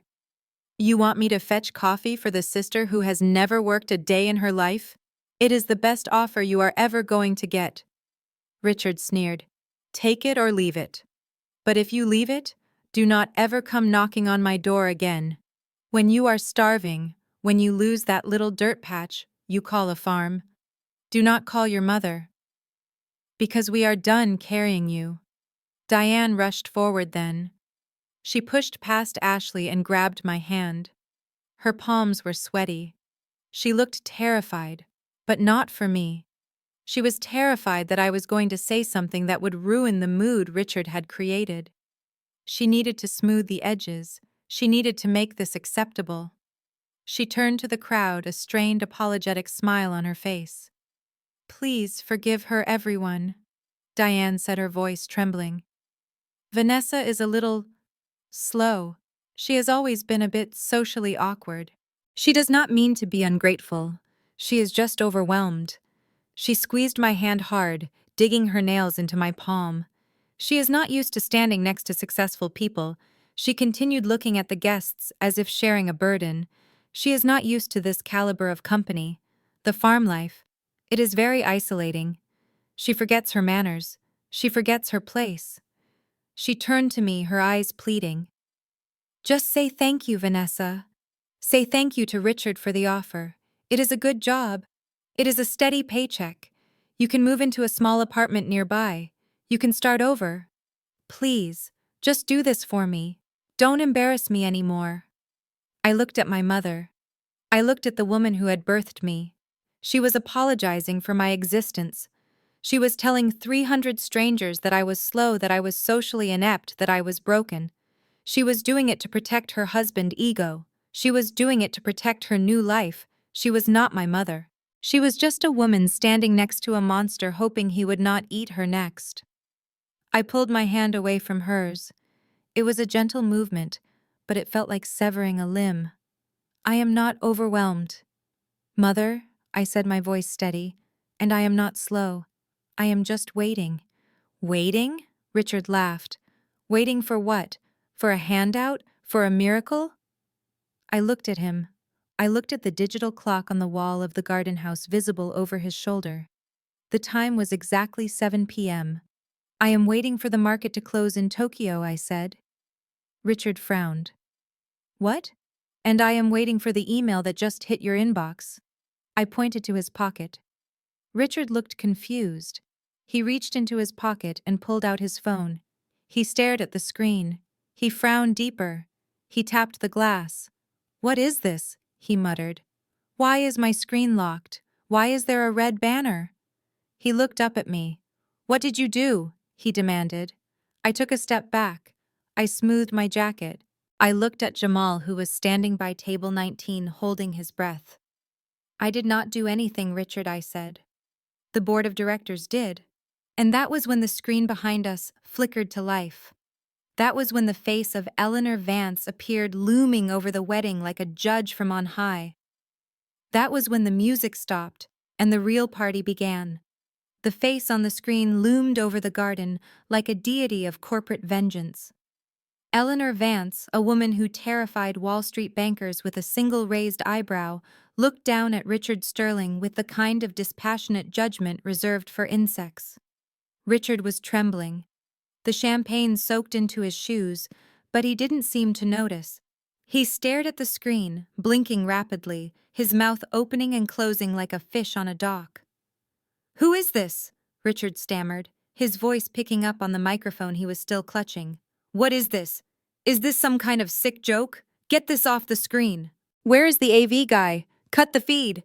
He waved frantically at the sound booth, but the technicians were not moving. They were staring at their monitors, likely reading the same cease and desist orders that were flooding Richard's inbox. Mrs. Vance did not blink. Her voice filled the valley, crisp and terrifyingly calm. Mr. Sterling, this is not a joke. This is an official notification of termination for cause. Your access to company assets has been revoked. Security is en route to escort you from the premises to ensure you do not destroy company property. Richard turned purple. Termination? You cannot terminate me. I am the CEO. I just secured $50 million. I am the company. I walked up the stairs. The sound of my boots on the wood was the only noise in the entire world. I stopped next to Richard. He looked at me, wild-eyed, sweating profusely. Get away from me, he hissed, covering the mic with his hand. This is your doing, isn't it? You hired some actor to play a prank? You are trying to ruin my big moment because you are jealous. I reached out and took the microphone from his hand. He was so shocked, so disoriented, that he let it go without a fight. I turned to the crowd. They were frozen. Ashley was standing there with her mouth open, the phone still recording, but her arm had dropped to her side. My mother looked like she was about to faint. I looked at Richard. I smiled. It wasn't the polite smile of a stepdaughter.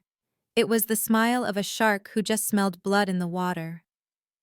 Thank you, Uncle Richard, I said, my voice steady and amplified, reaching every corner of the vineyard. You are absolutely right about one thing. Green Horizon Holdings did wire $50 million into the Titan Logistics operating account at 9 a.m. this morning. Richard stared at me, confusion warring with his anger. How do you know that? That is confidential financial information. I ignored him. I addressed the crowd, the investors, the board members who were watching via the live stream. It was a significant investment, I continued. A vote of confidence. But there is something Richard forgot to mention. Something he probably skipped over when he was busy planning his victory lap. I turned to face him fully. You forgot to read the fine print, Richard. Specifically, Clause 4.2, subsection B of the investment agreement. Richard laughed. It was a nervous, jagged sound. Clause 4.2? What are you talking about? You are a farmer, Vanessa. You do not know anything about contracts. You do not know anything about business. Go back to your potatoes. I took a step closer to him. Clause 4.2, I repeated, my voice hardening.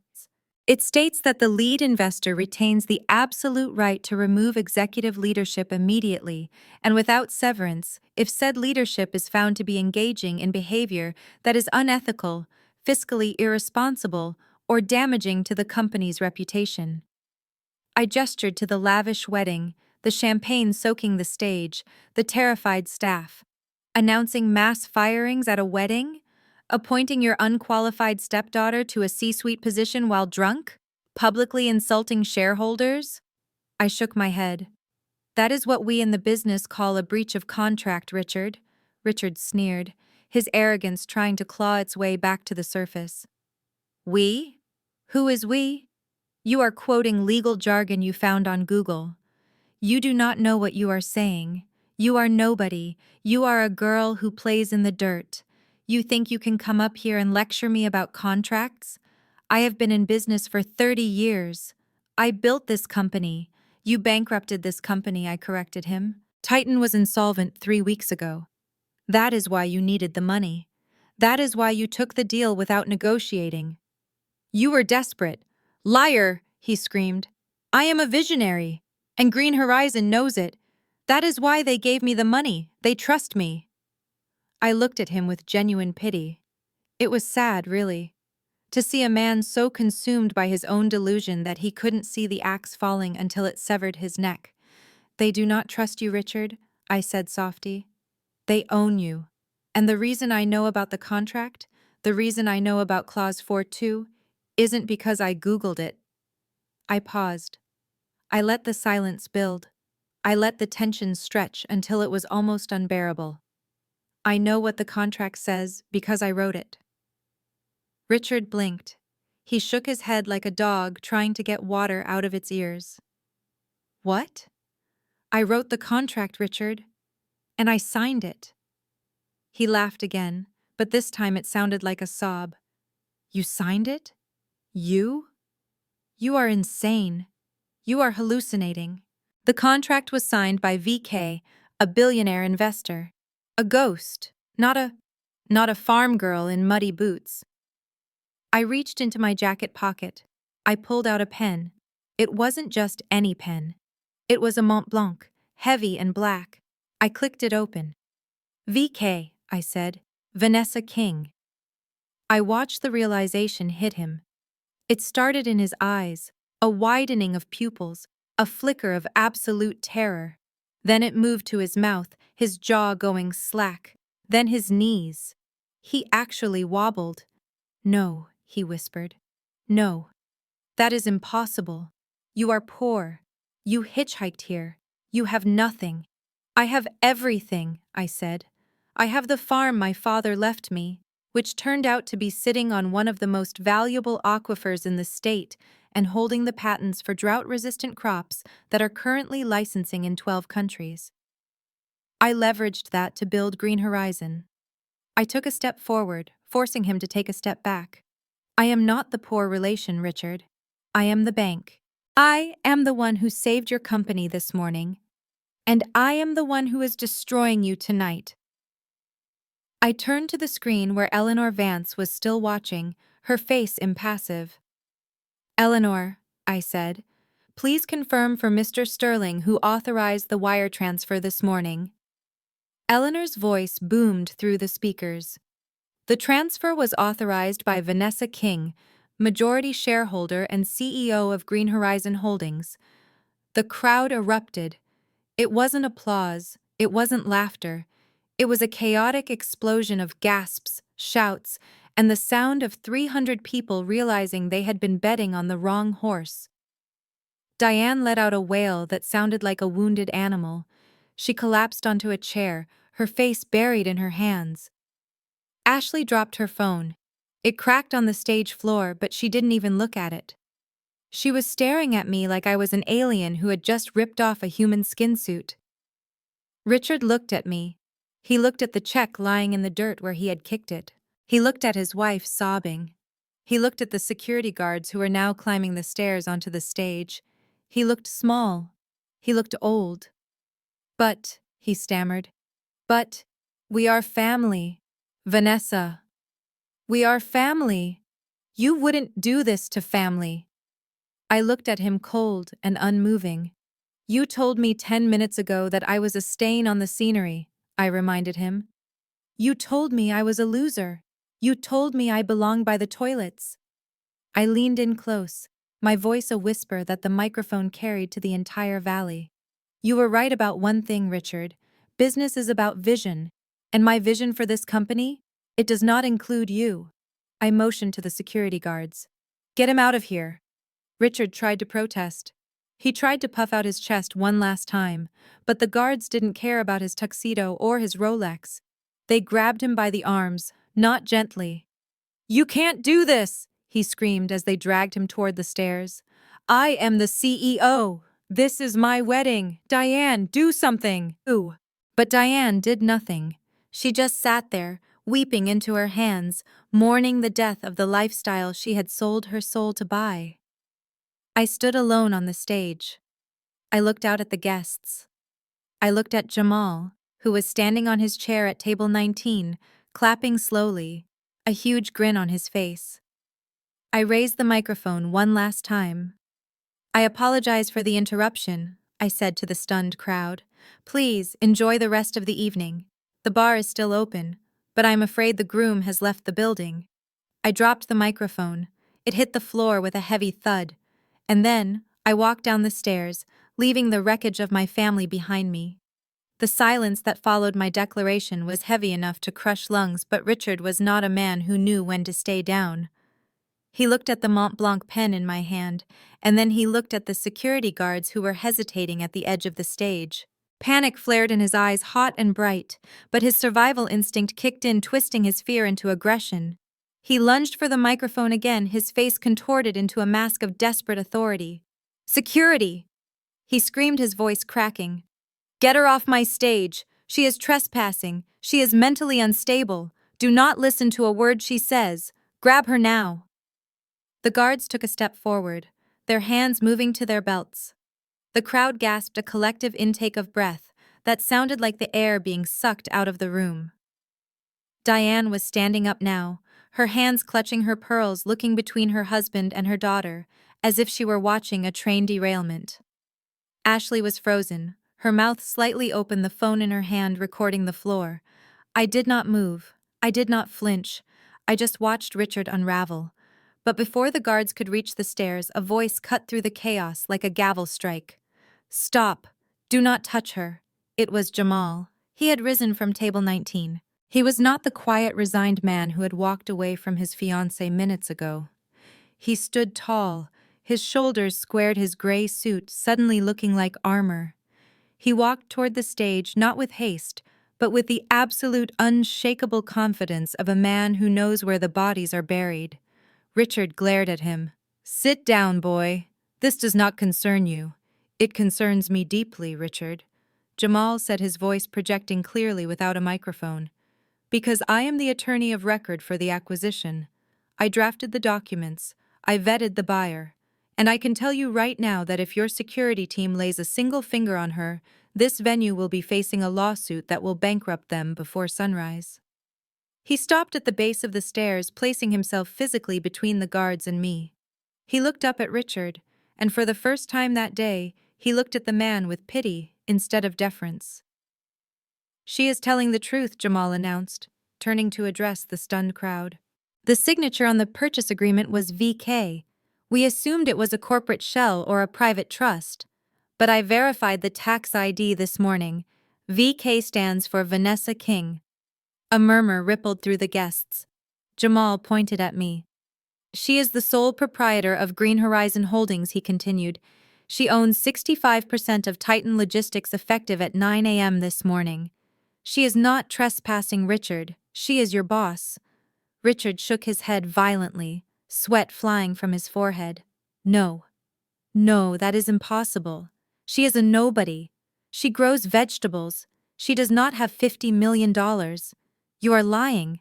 You are conspiring with her to ruin my day." "I am not conspiring," Jamal said calmly. "I am doing my job. And my job right now is to advise you to stop talking before you incriminate yourself further." But Richard could not stop. He was a train with no brakes. He turned to the screen behind him where the logo of his company was still proudly displayed. "I am the CEO," he shouted at the digital image. "This is my company. I built this.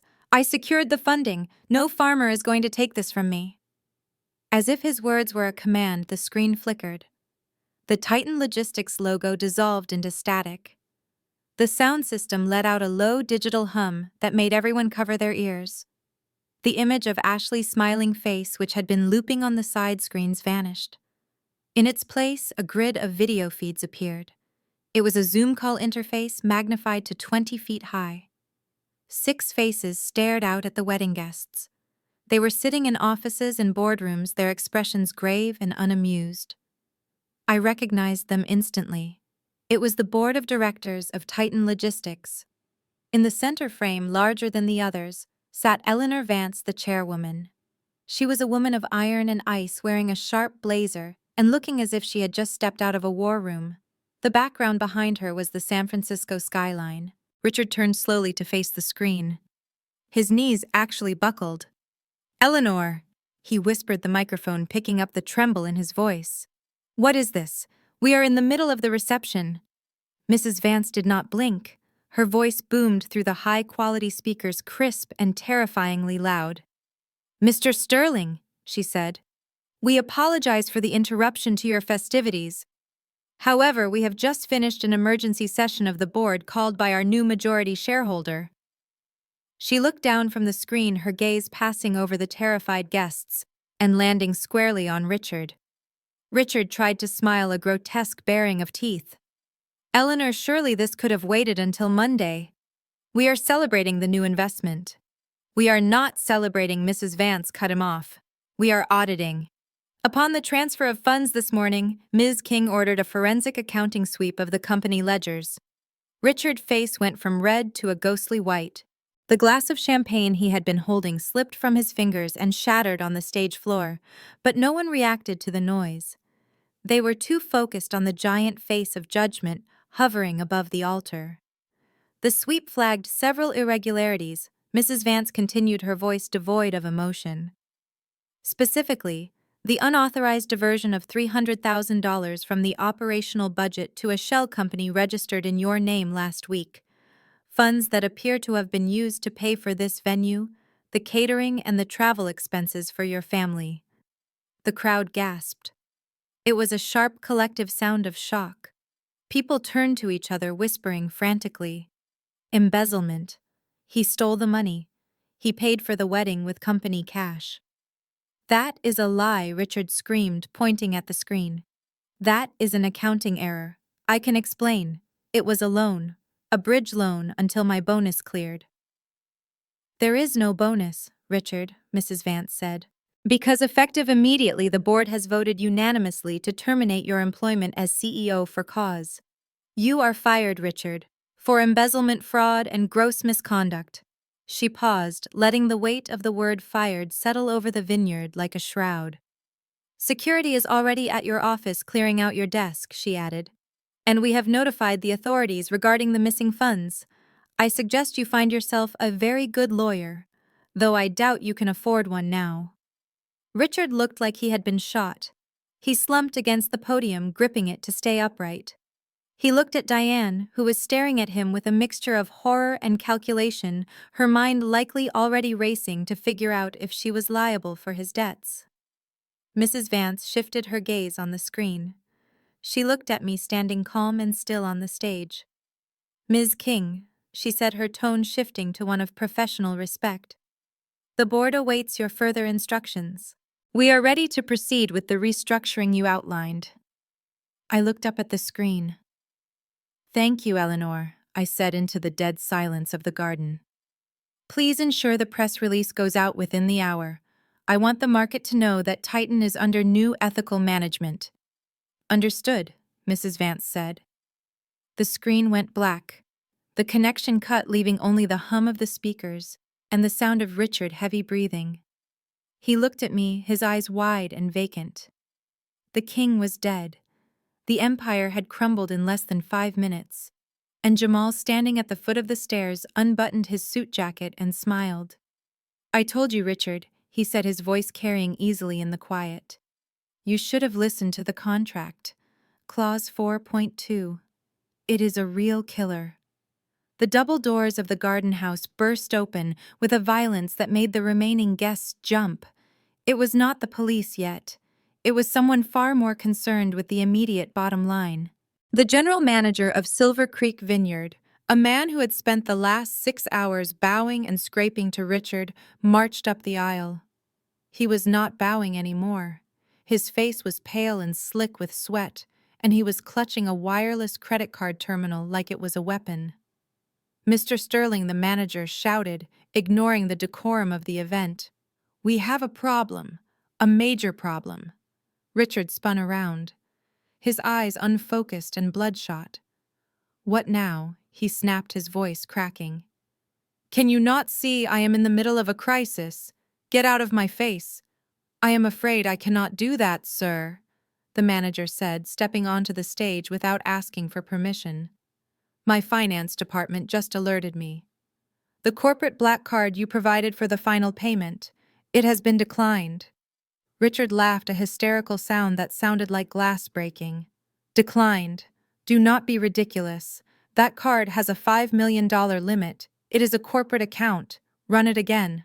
"We ran it 3 times, the manager said, his voice trembling with suppressed rage. "It came back with a code 04, card seizure, reported lost or stolen. And the backup card you gave us, the personal platinum, that one was declined for insufficient funds." The crowd murmured. Insufficient funds. The phrase hung in the air, toxic and embarrassing. The man who had just promised them the moon could not even pay for the orbit. Richard patted his pockets frantically, pulling out his wallet. His hands were shaking so badly he dropped 2 business cards before he found what he was looking for. He produced a third card, holding it out with trembling fingers. "Here," he yelled, shoving it at the manager. "Use this one. It is my emergency line of credit. Just pay the bill and get out of here. You are ruining my wedding." The manager took the card. He inserted it into the machine. The silence in the garden was absolute. Everyone was listening for the beep. It came loud and sharp, a rejected tone. "Declined," the manager said flatly, looking at the screen. Richard looked like he was going to vomit. He swayed on his feet, grabbing the podium for support. "How much is the bill?" he whispered, his voice barely audible. The manager looked at the long receipt trailing from his pocket. He read it out loud so everyone could hear. "For the venue rental, the catering, the open bar, the premium floral arrangements, the private security overtime, plus the damages to the stage you just caused. The total comes to $450,000. $450,000. It was a number that could buy a house. It was a number that Richard did not have. "We require immediate payment," Mr. Sterling, the manager said, signaling to 2 large men in resort uniforms standing at the gate. "If you cannot settle this balance in full right now, I am legally obligated to hold you for the authorities. Theft of services is a felony in California, especially at this amount. We will call the police." Richard looked around the garden. He looked at his investors, the men he had bragged to all night. They were turning their backs, checking their watches, walking away. They knew a sinking ship when they saw one. No one was reaching for their wallet. He looked at Diane. My mother was sitting on her chair, clutching her purse to her chest, her face a mask of absolute terror. Diane, he pleaded, his voice breaking into a sob. Give them your card, the one for the joint account, the savings. Diane shook her head slowly, tears streaming down her face, ruining her expensive makeup. It is empty, Richard, she sobbed. You drained it last week. You said you were investing it in the market.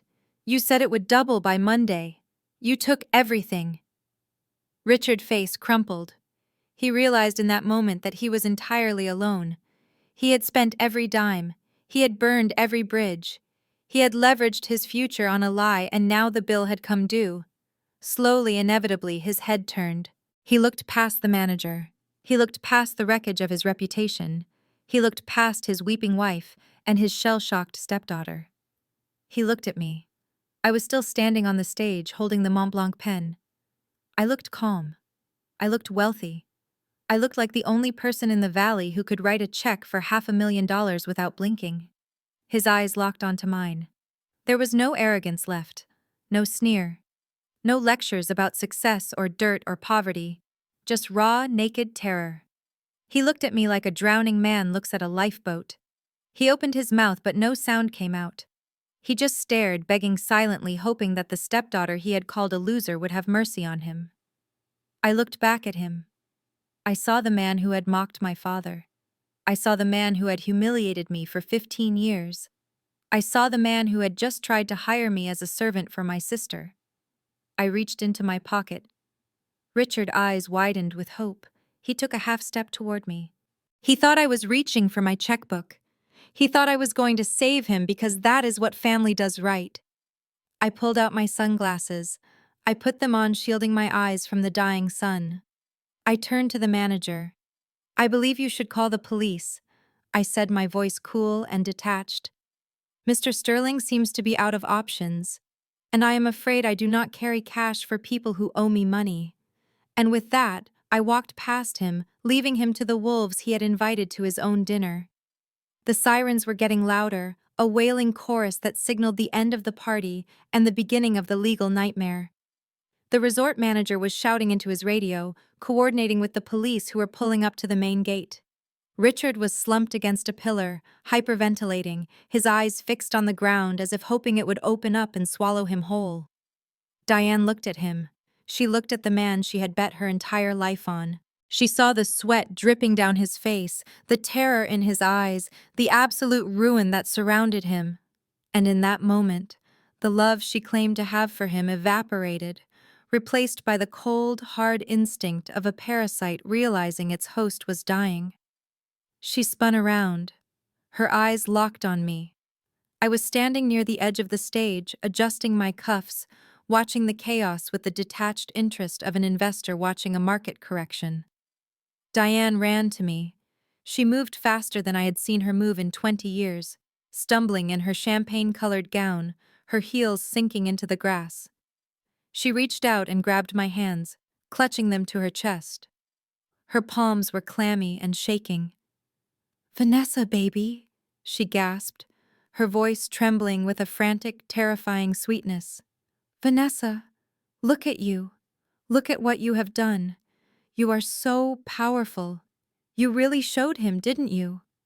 I tried to pull my hands away, but she held on tighter, her nails digging into my skin. "I knew you could do it," she said, nodding rapidly, tears spilling onto her cheeks, tears of panic, not sorrow. "I always knew you were special. That is why I was so hard on you, honey. Don't you see? I was pushing you. I was using reverse psychology. I had to be the villain so you could be the hero. I had to make you angry so you would fight harder. It was all for you, Vanessa. It was all because I believed in you so much." The gaslighting was breathtaking. It was a masterpiece of manipulation. She was trying to rewrite 15 years of neglect and cruelty into a noble sacrifice in the span of 30 seconds. She was trying to turn her abuse into a strategy. "Please, baby," she pleaded, leaning in close, her breath smelling of stale wine and fear. "You can fix this. You have the money. You own the company. Just tell them it was a mistake. Tell the manager you will cover the bill. Do it for your mother. Do it for family. Don't let them take Richard away. He is a fool, yes, but he is my husband. He is your stepfather. Think of the scandal. Think of me." I looked down at her hands gripping mine. I remembered these hands packing a suitcase when I was 15 years old. I remembered these hands locking the front door while I stood on the porch begging to be let back in because I had nowhere else to go. I remembered these hands waving goodbye as she drove off in Richard's car, leaving me with my father and a mountain of debt she had created in my name. I ripped my hands away. I did not do it gently. I threw her hands off me as if they were covered in acid.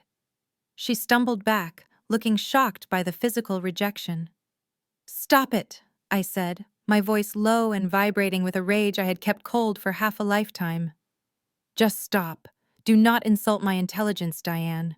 She flinched at her name. "I am not your baby," I said, stepping into her space, forcing her to look up at me. "And you are not my mother. A mother does not leave her 15-year-old daughter to fend for herself because a new boyfriend does not like teenagers. A mother does not steal her husband's life savings and run away. A mother does not stand on a stage and laugh while a man humiliates her child." "But I was protecting you," Diane sobbed, trying to reach for me again. "I was trying to give us a better life. I had to make choices." "You were trying to give yourself a better life," I corrected her. "You traded me for a lifestyle, Diane. You traded me for this." I gestured to the wreckage of the wedding, the overturned chairs, the shattered glass, the police lights flashing against the vineyard walls. "You wanted the rich husband. You wanted the prestige. You wanted to be Mrs. Sterling. Well, congratulations. You got him. You got exactly what you chose, and now you get to keep him. You get to keep his debts. You get to keep his shame. You get to keep the bankruptcy hearings and the fraud trials and the visits to federal prison." Diane shook her head, staring at me with horror. "No, Vanessa, you can't leave me with this. I have nothing. He spent it all. I am destitute. You have millions. You have billions. You have to help me. I am your flesh and blood." I laughed. It was a short, dark sound. "Help you?" I asked. "I tried to help you, Diane. I walked onto that stage 20 minutes ago with an envelope in my hand. I pointed to the spot on the stage where Richard had stomped on the check. It was still there, lying in the dirt, a crumpled piece of white paper marked with the muddy footprint of a failed man. "That check was for $5,000, I said. "It wasn't much to me, but it was a test. If you had stood up for me, if you had told him to stop, if you had shown 1 ounce of decency, I would have written you another one. I would have set up a trust. I would have made sure you were taken care of for the rest of your life." Diane turned and looked at the check. Her eyes bulged. She realized what she had done. She realized that by siding with Richard, by telling me to hide my poverty, she had literally kicked away her own safety net. "But you can still write another one," she begged, turning back to me, her dignity completely gone. "You can still help me. Please, Vanessa, I am old, I can't work, I have nowhere to go." "Then you should have thought about that before you called me a failure," I said. I stepped closer to her, lowering my voice so only she could hear the final verdict. "That check was the only retirement fund I had planned for you, Diane. It was the last bit of mercy I had left. And you watched him tear it up. You told me to put it in my pocket because you were ashamed of me." I patted my empty pocket. "Well, it is gone now. The offer is expired. And the bank of Vanessa King is permanently closed to you." I turned away from her. "Good luck with the debt," I said over my shoulder. "I hear the interest rates on fraud restitution are killer." "Vanessa!" she screamed, reaching for me one last time. "You can't leave me here! I am your mother!" I kept walking. I did not look back. I walked toward the exit where the helicopter I had summoned was descending from the sky, its blades cutting through the air like the scythe of the reaper. I walked away from the woman who had birthed me, and I felt nothing but the clean, cool wind of freedom. The chaos with Richard and Diane was a loud, messy spectacle, but the final ending of my sister's fairy tale was quiet, cold, and absolutely devastating. As the police cars flashed their lights against the vineyard walls, Jamal walked up to Ashley. She was standing near the wreckage of the wedding cake, her phone still in her hand, the live stream still running. She looked at Jamal with wild, expectant eyes, assuming he was coming to comfort her, assuming he would use his legal magic to fix the disaster I had created. "Fix this, Jamal," she demanded, her voice shrill and trembling. "Sue her. Sue Vanessa. She ruined my daddy's wedding. She ruined my job. Do something." Jamal did not say a word. He reached out and gently took her left hand. For a second, Ashley looked relieved, thinking he was holding her hand in solidarity. Then, with a slow, deliberate movement, Jamal slid the 3-carat diamond engagement ring off her finger. Ashley froze. She stared at her bare hand, then up at him, her face twisting in confusion. "What are you doing? Give that back." "I cannot do that," Jamal said, his voice steady but heavy with a sadness that cut deep. "I fell in love with a woman I thought was kind. I thought your ambition was charming. But tonight, I watched you. I watched you laugh while your father bullied your sister. I watched you accept a job you did not earn while good people were being fired. You enjoyed it, Ashley. You liked the cruelty." He placed the ring on the white tablecloth next to the smashed cake. It sat there, glittering and useless. "I cannot marry a woman who treats her own family like garbage," he said. "The contract is void, Ashley. The wedding is off." He turned and walked away, disappearing into the darkness of the parking lot without looking back. Ashley stood there for a heartbeat, processing the loss of her fiancé, her status, and her future in a single second. Then her narcissism kicked in. She lifted her phone, turning the camera on her tear-stained face, seeking the validation of the only people she had left, her 50,000 followers. "Oh my God, you guys!" She sobbed into the screen, the tears coming fast and fake. "Can you believe this? My sister just destroyed my family and now my fiancé is leaving me. I am the victim here. Please send likes, send support, send. I am all alone." She looked down at the screen, expecting a flood of heart emojis and sympathy. Instead, her eyes widened in horror. She started reading the comments out loud, her voice rising in panic. "Karma is a... Wait, what? Team Vanessa? You deserved it? Spoiled brat?"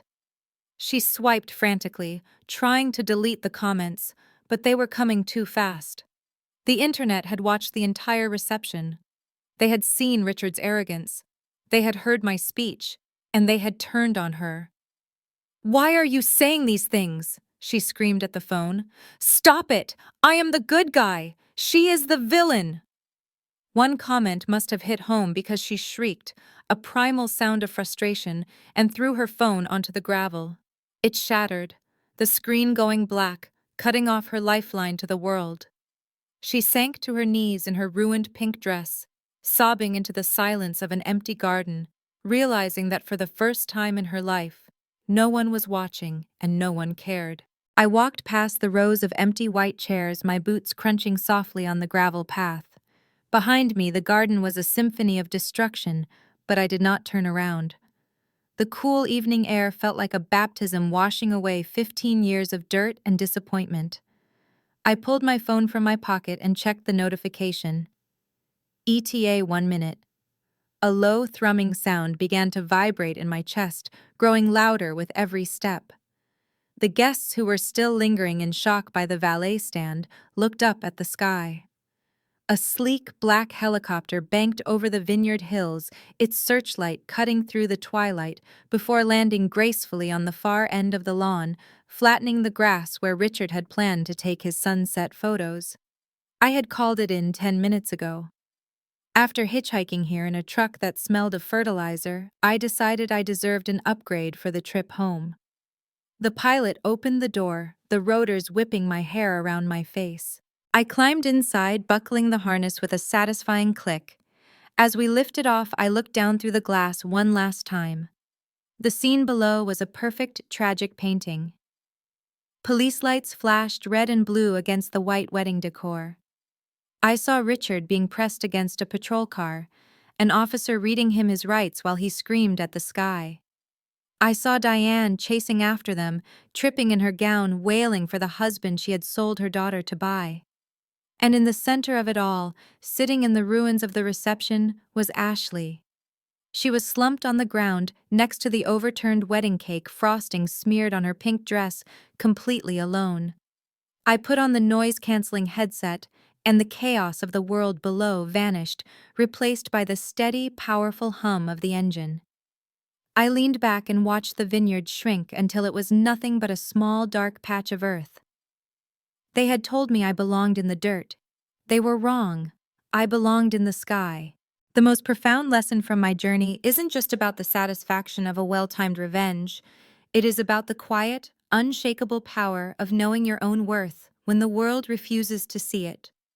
For 15 years, my family mistook my silence for weakness and my choice of a grounded life for failure.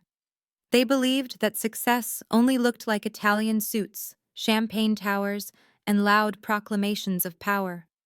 They were so consumed by the performance of wealth that they completely missed the reality of value. Richard and my mother built their lives on a foundation of noise and debt, believing that if they shouted loud enough, no one would notice the cracks in the walls. They measured human beings by their utility and their aesthetic, discarding anyone, including their own flesh and blood, who didn't fit the picture. But true power doesn't need to scream. It doesn't need to humiliate others to feel tall. True power is found in the soil, in the work, and in the patience to build something real while others are busy inflating balloons that are destined to pop. I learned that you cannot buy integrity, and you cannot teach vision to those who are blinded by greed. My father's legacy was mocked as dirt, yet that dirt held the future. It taught me that sometimes the things people despise about you are actually your greatest assets. When you stop seeking approval from people who are committed to misunderstanding you, you become dangerous. You become free. The ultimate victory wasn't firing Richard or exposing the truth. It was walking away, knowing that I didn't need their table, their stage, or their apology to be whole. I belonged to myself, and that is a fortress no amount of shouting can ever breach. If you have ever had to build your own table because your family refused to give you a seat, hit that like button and share your story in the comments below.